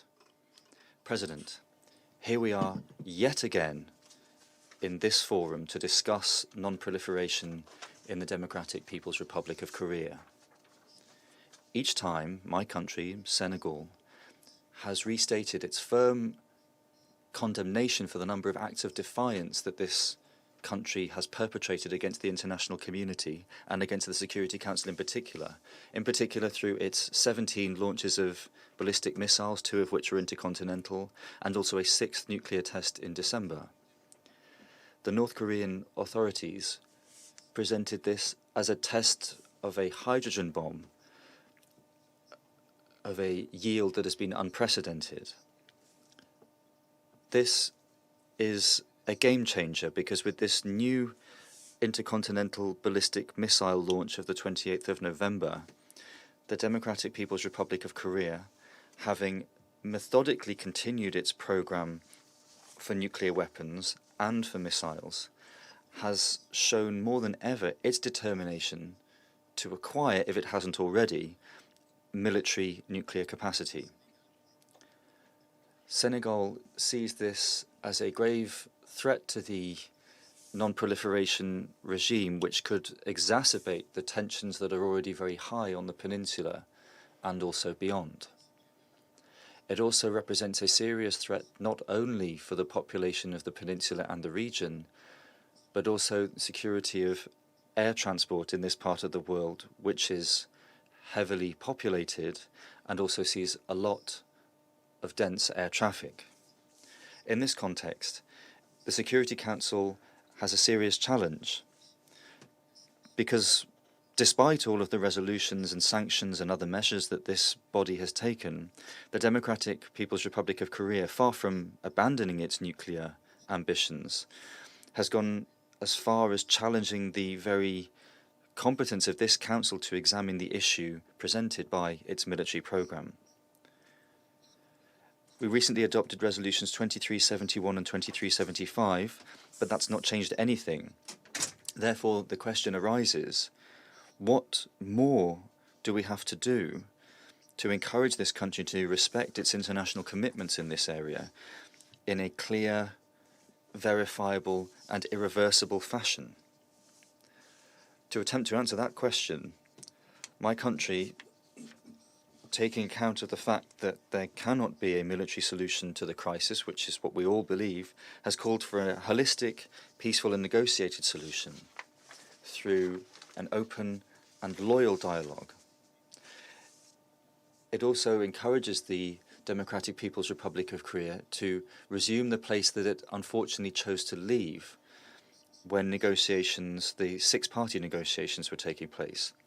Senegal has also insistently called on the DPRK to respect its international commitments, while stressing that targeted measures that have been taken with good reason within the most recent Security Council resolution on DPRK to respond to the challenge presented by the nuclear program and ballistic missile program, that those measures should be part of a holistic political strategy to encourage the parties to open dialogue for denuclearization of the Korean Peninsula, and to do this with the active support of the international community, thereby creating the conditions for peaceful coexistence between the countries and peoples of the region. In other words, the member states should redouble their efforts and should fully meet their commitments made in different resolutions, because the lack of genuine political will and also the lack of capacity among member states can only facilitate the proliferation of WMDs. Senegal is of the view that we should work to strengthen the authority of the Non-Proliferation Treaty by making it universal and also by respecting other commitments previously made. We remain convinced that the universalization of the NPT and the application of its relevant provisions, as well as resolute action to ensure the entry into force of the Comprehensive Test Ban Treaty, represent decisive milestones towards general and complete disarmament. I thank you. I thank the representative of Senegal for his statement. I now give the floor to representative of Italy. Thank you, Mr. President. Mr. President, allow me at the outset to thank you and to thank the Japanese presidency for convening this important meeting, as well as the Secretary General for his briefing. We appreciate also USG Jeff Feldman's visit to Pyongyang last week and support the United Nations' efforts to establish a channel of communication with the North Korean authorities, also in order to reduce the risk of unintentional escalation. Mr. President, there can be no ambiguity in our analysis of the current scenario. The deterioration registered over the past year is a direct consequence of the North Korean regime's illegal and destabilizing activities. This threat is immediate and global in scope. We extend once again our full solidarity with the citizens of Japan and South Korea. And we cannot forget the plight of the people of North Korea, while the government diverts energies and resources towards the development of illegal weapons of mass destruction. Mr. President, we have repeatedly seen how the DPRK's regime unprecedented provocations in the development of nuclear arms and missile capabilities have flared up tensions in the Korean Peninsula and beyond, constituting, in our view, one of the gravest threats to international peace and security we are facing today. We strongly condemn these activities and call on North Korea to abide to its international obligations. We also call on the DPRK to abandon its chemical weapons program and immediately adhere to the Chemical Weapons Convention as called for in Resolution 2371. Mr. President, it is clear that a conflict in the Korean Peninsula would be catastrophic for the region and for the world. This Council response, therefore, to the situation in the DPRK this year has been forceful and effective. 3 new resolutions have been approved, providing for the most comprehensive set of sanctions in a generation. We have also taken significant additional measures at the European Union and national levels. Italy recently interrupted the accreditation procedure for the designated DPRK ambassador to Rome. The sanctions are meant to achieve 3 main goals. First, to make North Korean regime realize that further provocation will only lead to greater isolation. Second, to stop the DPRK from exploiting the interconnected nature of the global economy in order to fund its illegal weapons program. Third, to provide the necessary leverage in order to bring about a verifiable change in the regime policies, therefore opening the way towards a political solution based on complete, verifiable, and irreversible denuclearization. And I wish to emphasize that this strategy will fully work only if 2 conditions are met. First, full and comprehensive implementation of the sanctions by the whole UN membership, and second, continued unity in the Council on this issue. As chair of the 1718 Sanctions Committee, Italy has worked to improve the implementation of sanctions throughout this year. But many challenges remain. Such an articulated and wide sanction regime requires constant interaction with member states to bridge information gaps. Furthermore, many countries face capacity challenges. There is also an issue related to timing. The delay in transposing sanctions provisions into national legislation may create opportunities for evading them.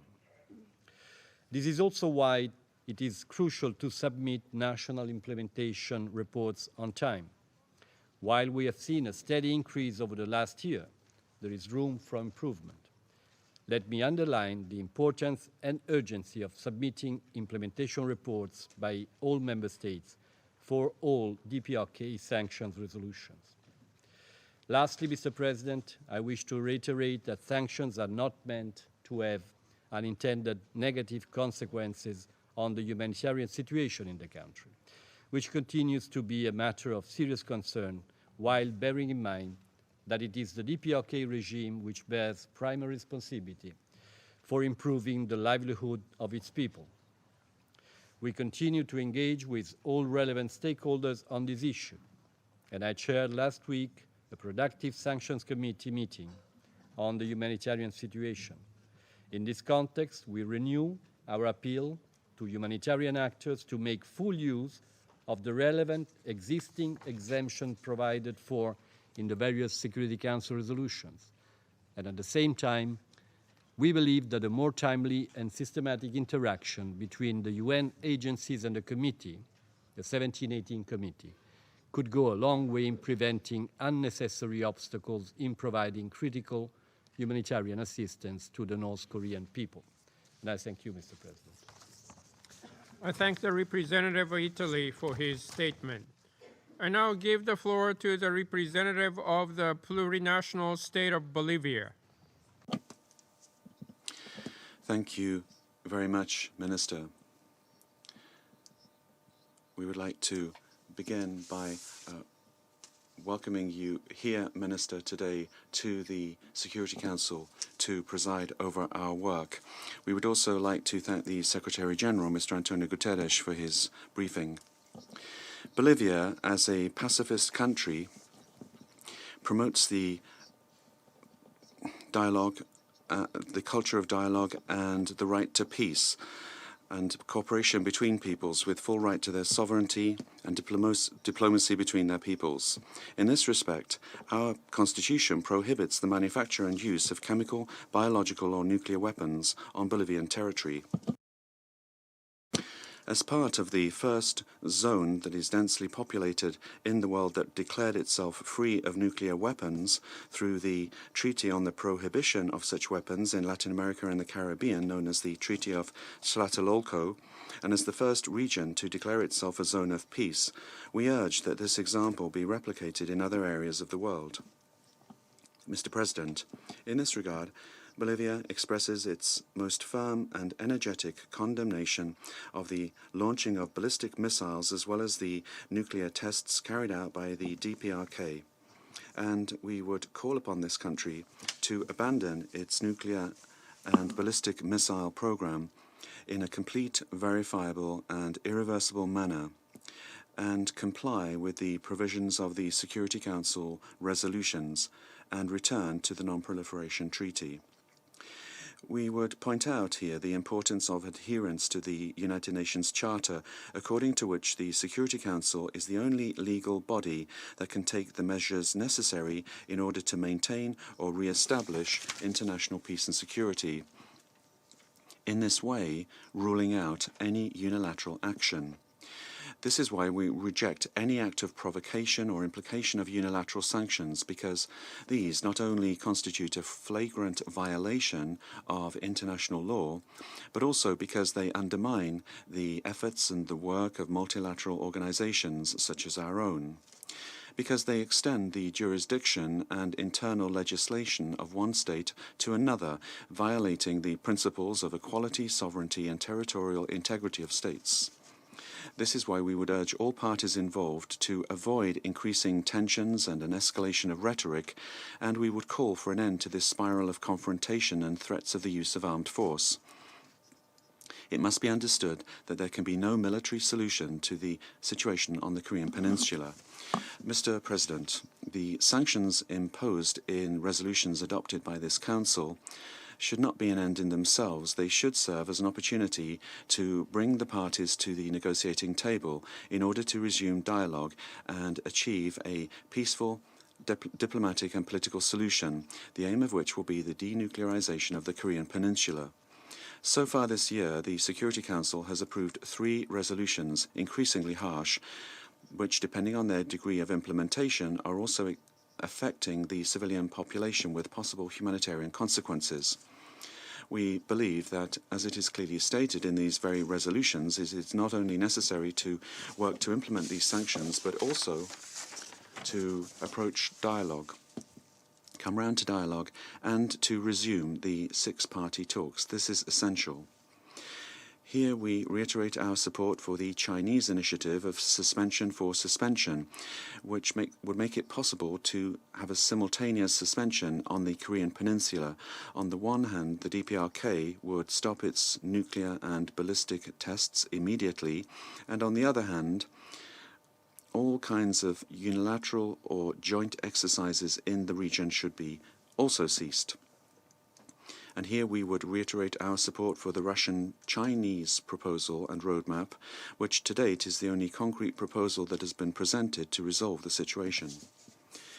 Along these lines, the efforts undertaken to re-establish mechanisms for dialogue of those measures, we would highlight the recent visit to DPRK of USG Mr. Jeffrey Feltman to the country, and we hope that these channels of communication that were able to be established will remain open in order to initiate a dialogue without preconditions and to build mutual trust. Finally, Mr. President, my delegation would like to state that today we are meeting at a time of great tension globally.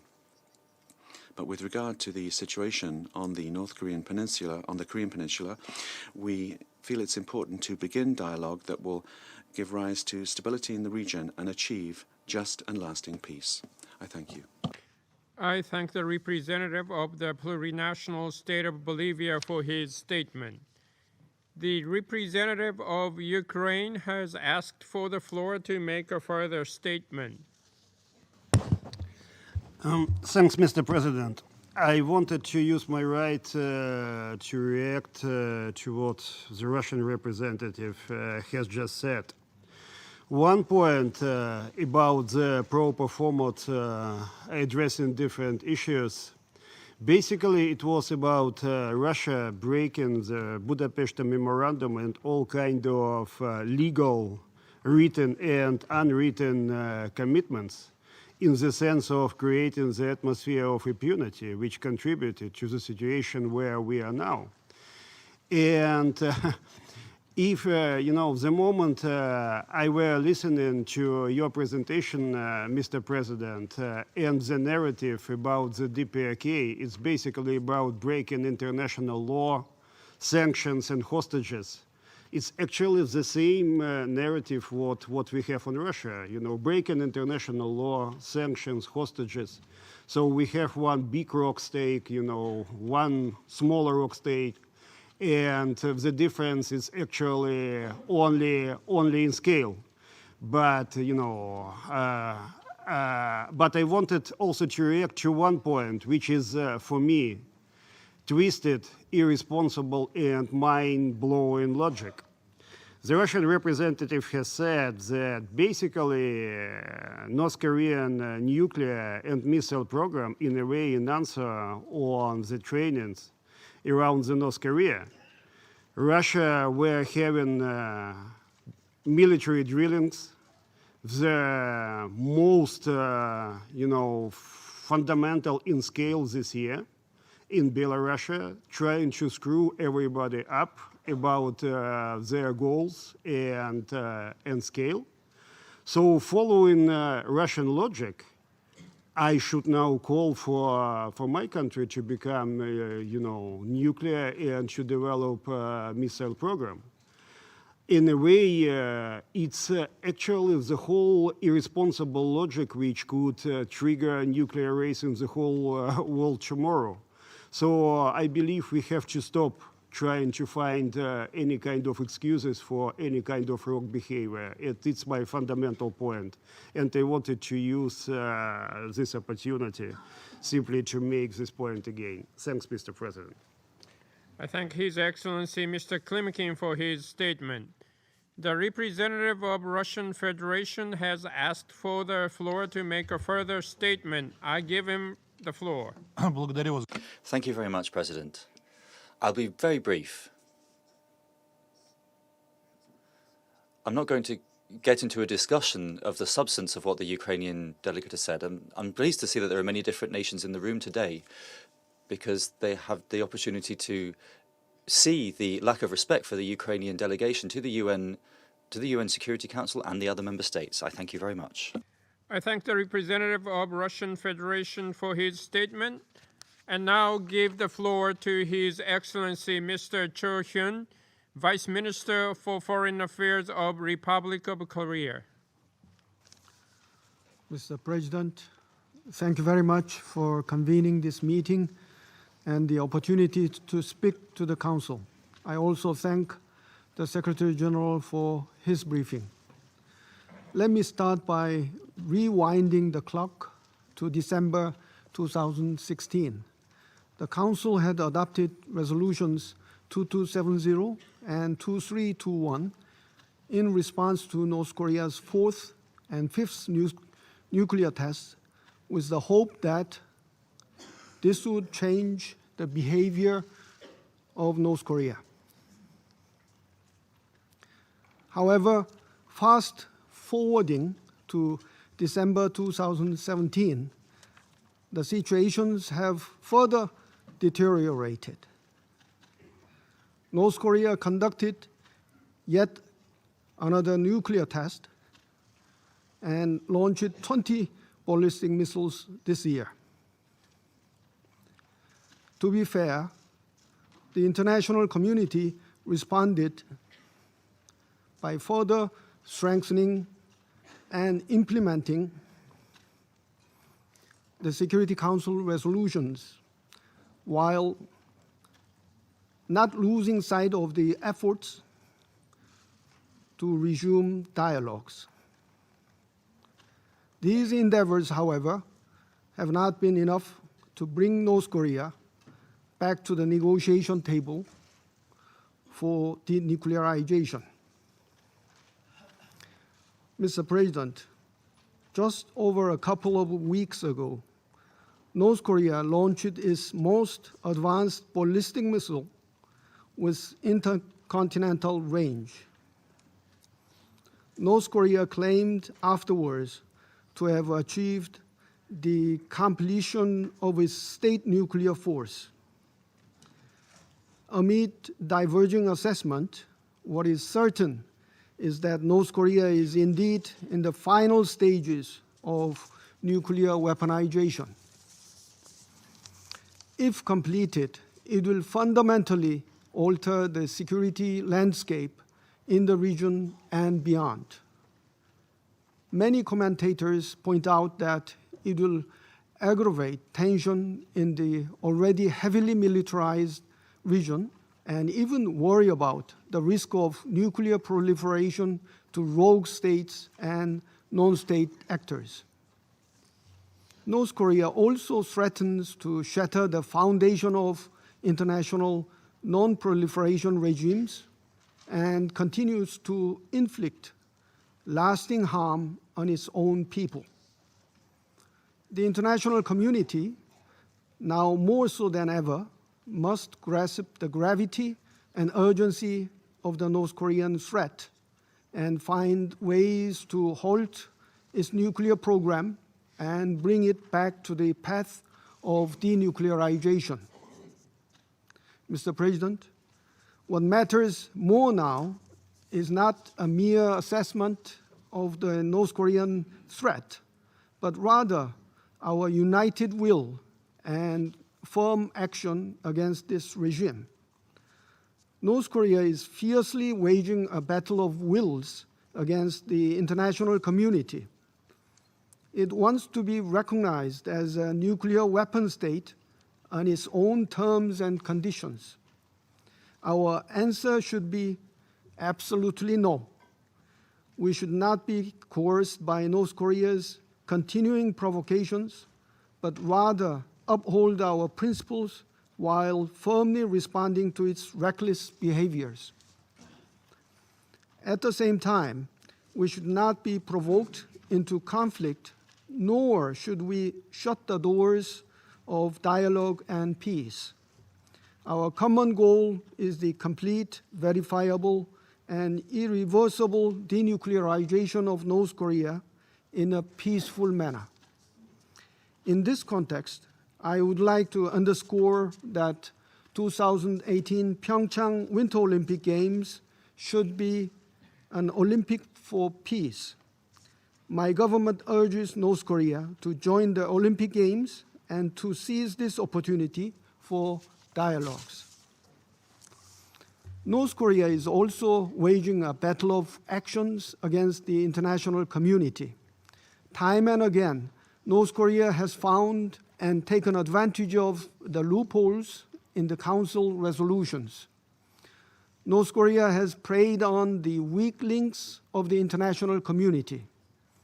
The sanctions are not an end in themselves and are not meant to bring down North Korea, but to bring it to the negotiation table for denuclearization.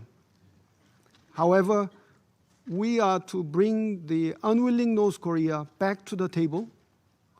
We must fill in all gaps identified in the implementation of the resolutions. In this regard, we deeply appreciate the active efforts of the 1718 Committee. The international community has made some progress, including the restriction on oil supply, the export ban on North Korea's key products, and the prohibition of overseas work authorization. Many countries, even those with long-standing relationship with North Korea, have joined these efforts, including through the expulsion of individuals on the sanctions list. The record high number of submissions of implementation of reports for resolutions 2270 and 2321 is a testimony to the enhanced awareness of the international community regarding the North Korean threat. However, in our race against North Korea, we need to do more, way more. North Korea's evasive tactics are becoming more sophisticated, and this regime continues to exploit all weak links.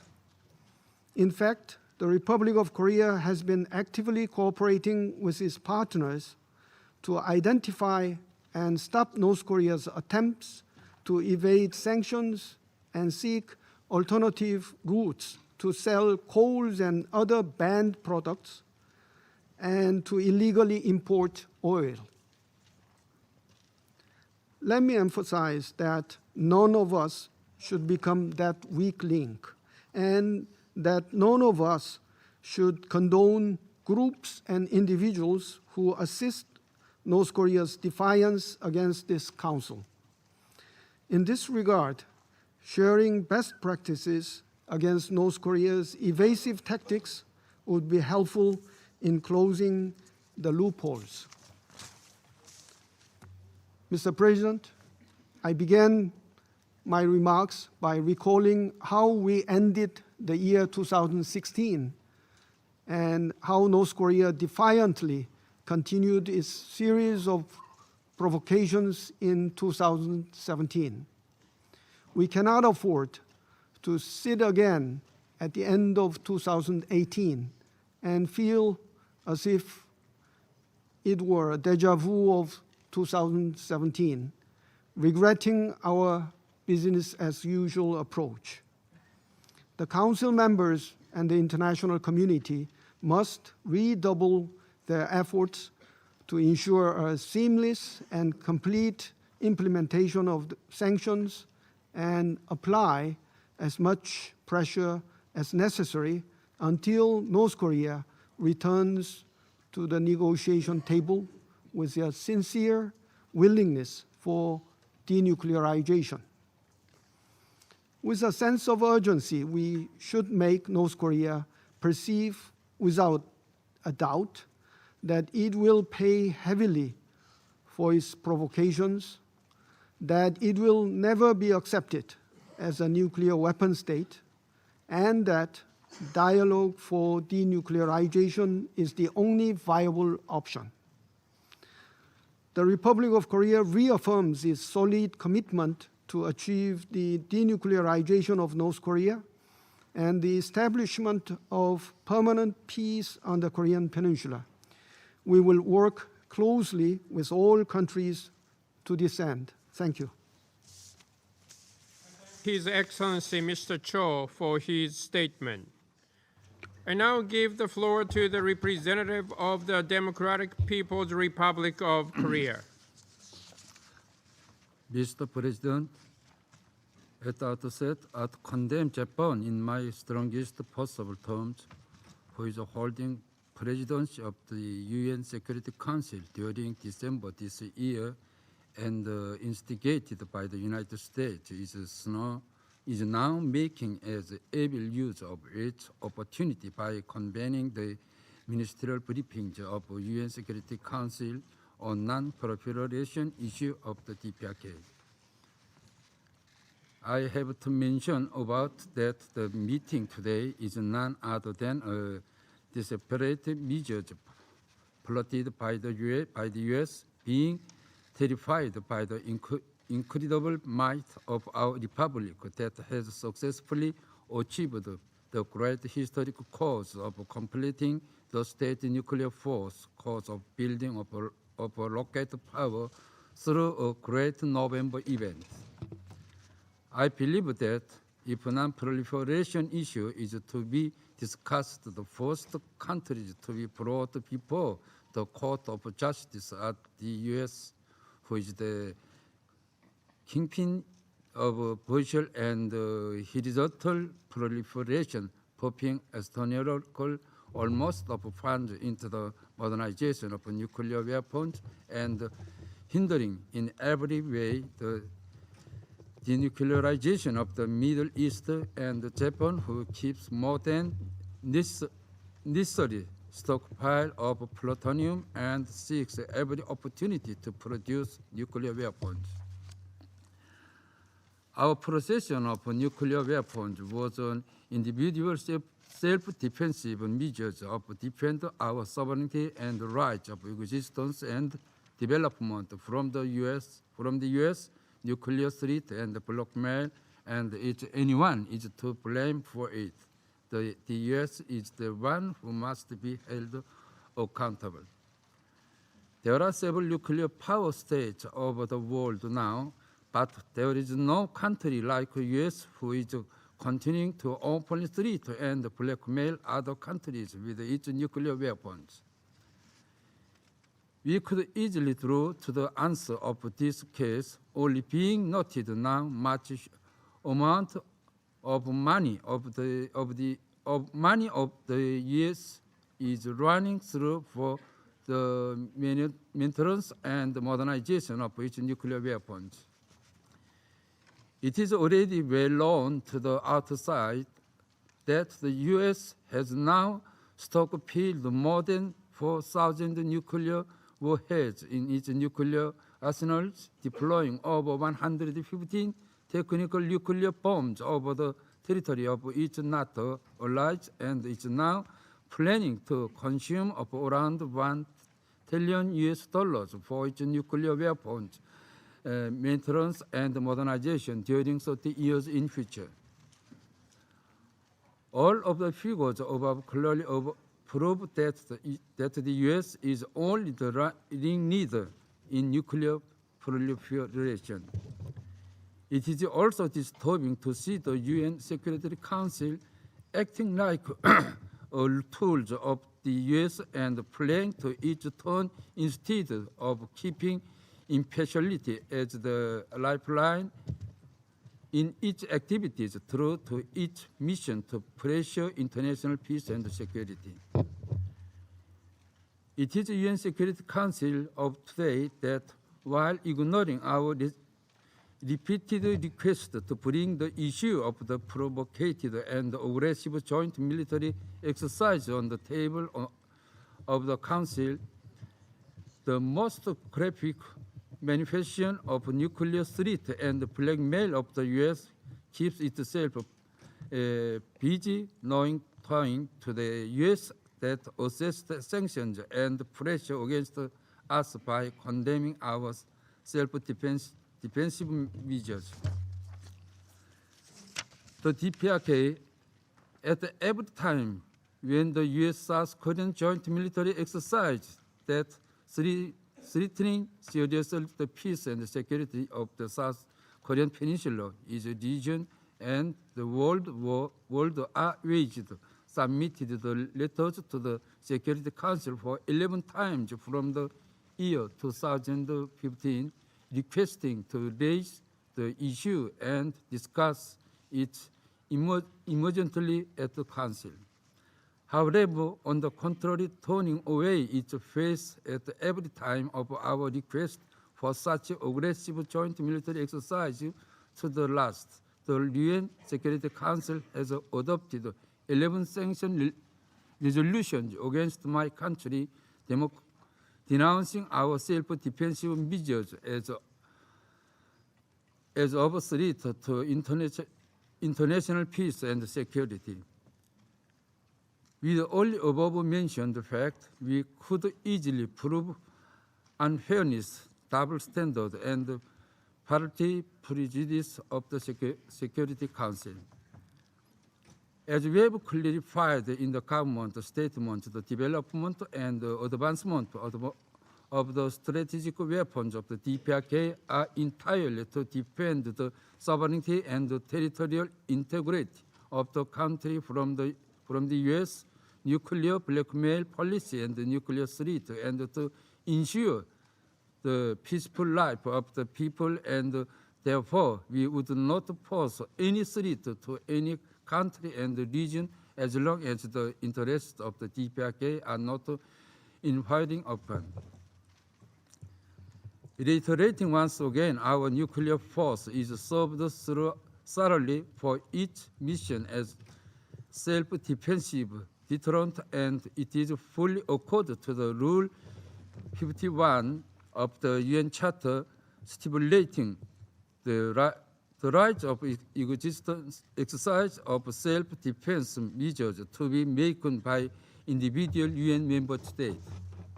The DPRK is in accordance with the decree of the Supreme People's Assembly adopted on 1 April 2013, has established abolished perfect system and order of stockpiling and maintaining the fully guarantee any kind of illegal transfer of nuclear weapons, its technology, and weapon-grade nuclear materials.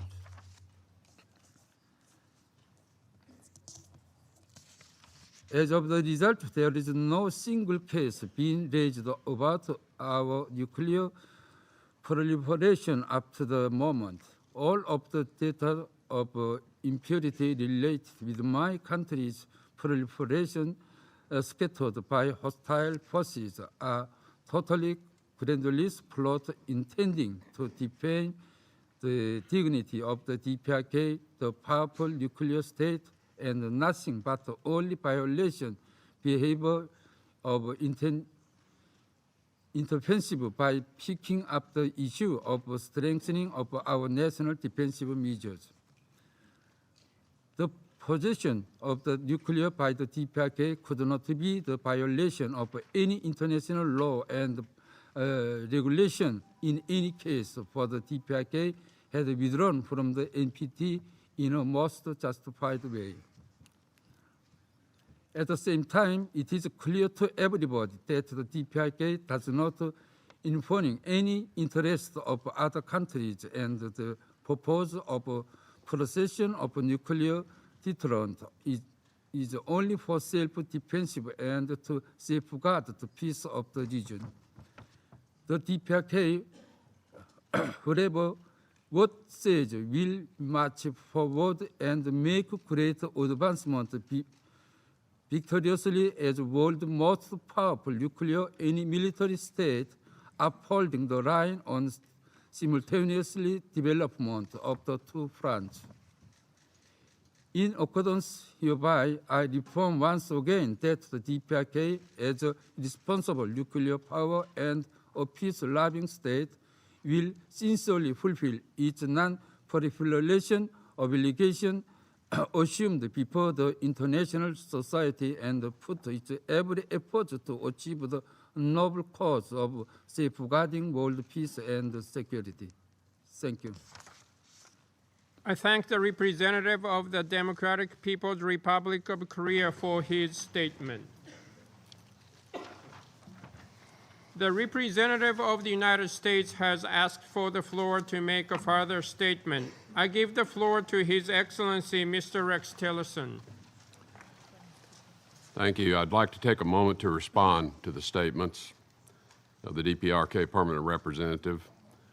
First, I think we have heard all of these things before from this government. There is no doubt that the DPRK's pursuit of a nuclear arsenal is in clear violation of international law, directly challenges the global non-proliferation regime, and greatly threatens international peace and security.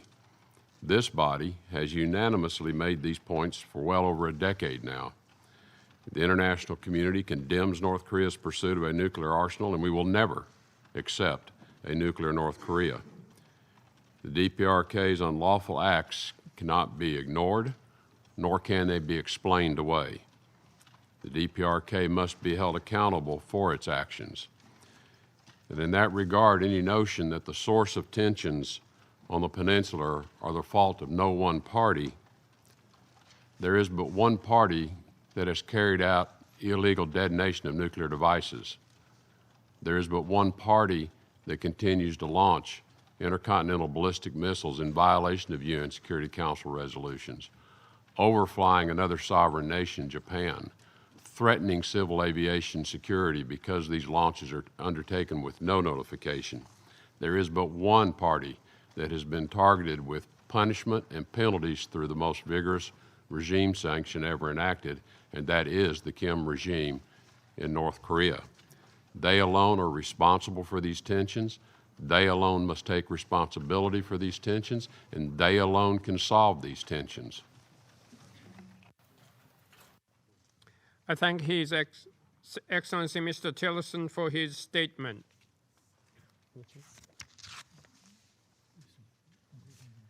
I shall now make concluding remarks in my capacity as the Minister of Foreign Affairs of Japan. Japan has consistently devoted itself to create a free and democratic country, respecting human rights and abiding by the rule of law, and to support peace and prosperity in the Asia-Pacific region as a peace-loving nation. The path Japan has walked as a peace-loving nation will not change in future and contribute to the peace and prosperity of the world more than ever before. In our meeting today, we have condemned in the strongest terms the acts of provocation by North Korea in violation of relevant Security Council resolutions. We once again made it clear that the international community will never accept a nuclear-armed North Korea. I call on all the member states to fully implement the relevant Security Council resolutions and maximize international pressure on North Korea in order to realize a denuclearized Korean Peninsula. After our presidency this month, Japan will leave the Security Council. However, we will continue to cooperate closely with the remaining and incoming members, as well as non-Security Council members, so that the North Korean issue will be properly addressed in the Council. I resume my function as a President of the Council.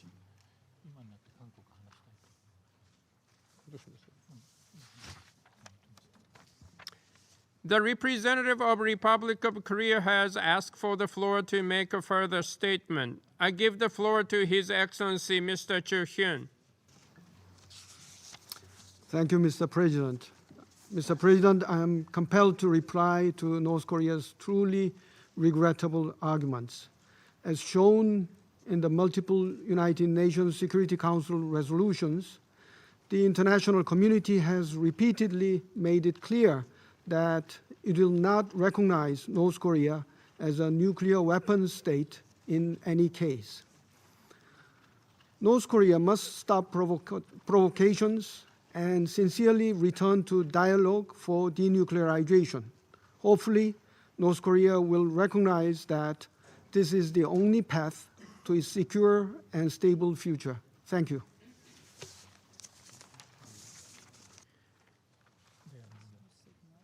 There are no more names inscribed on the list of speakers. The meeting is adjourned.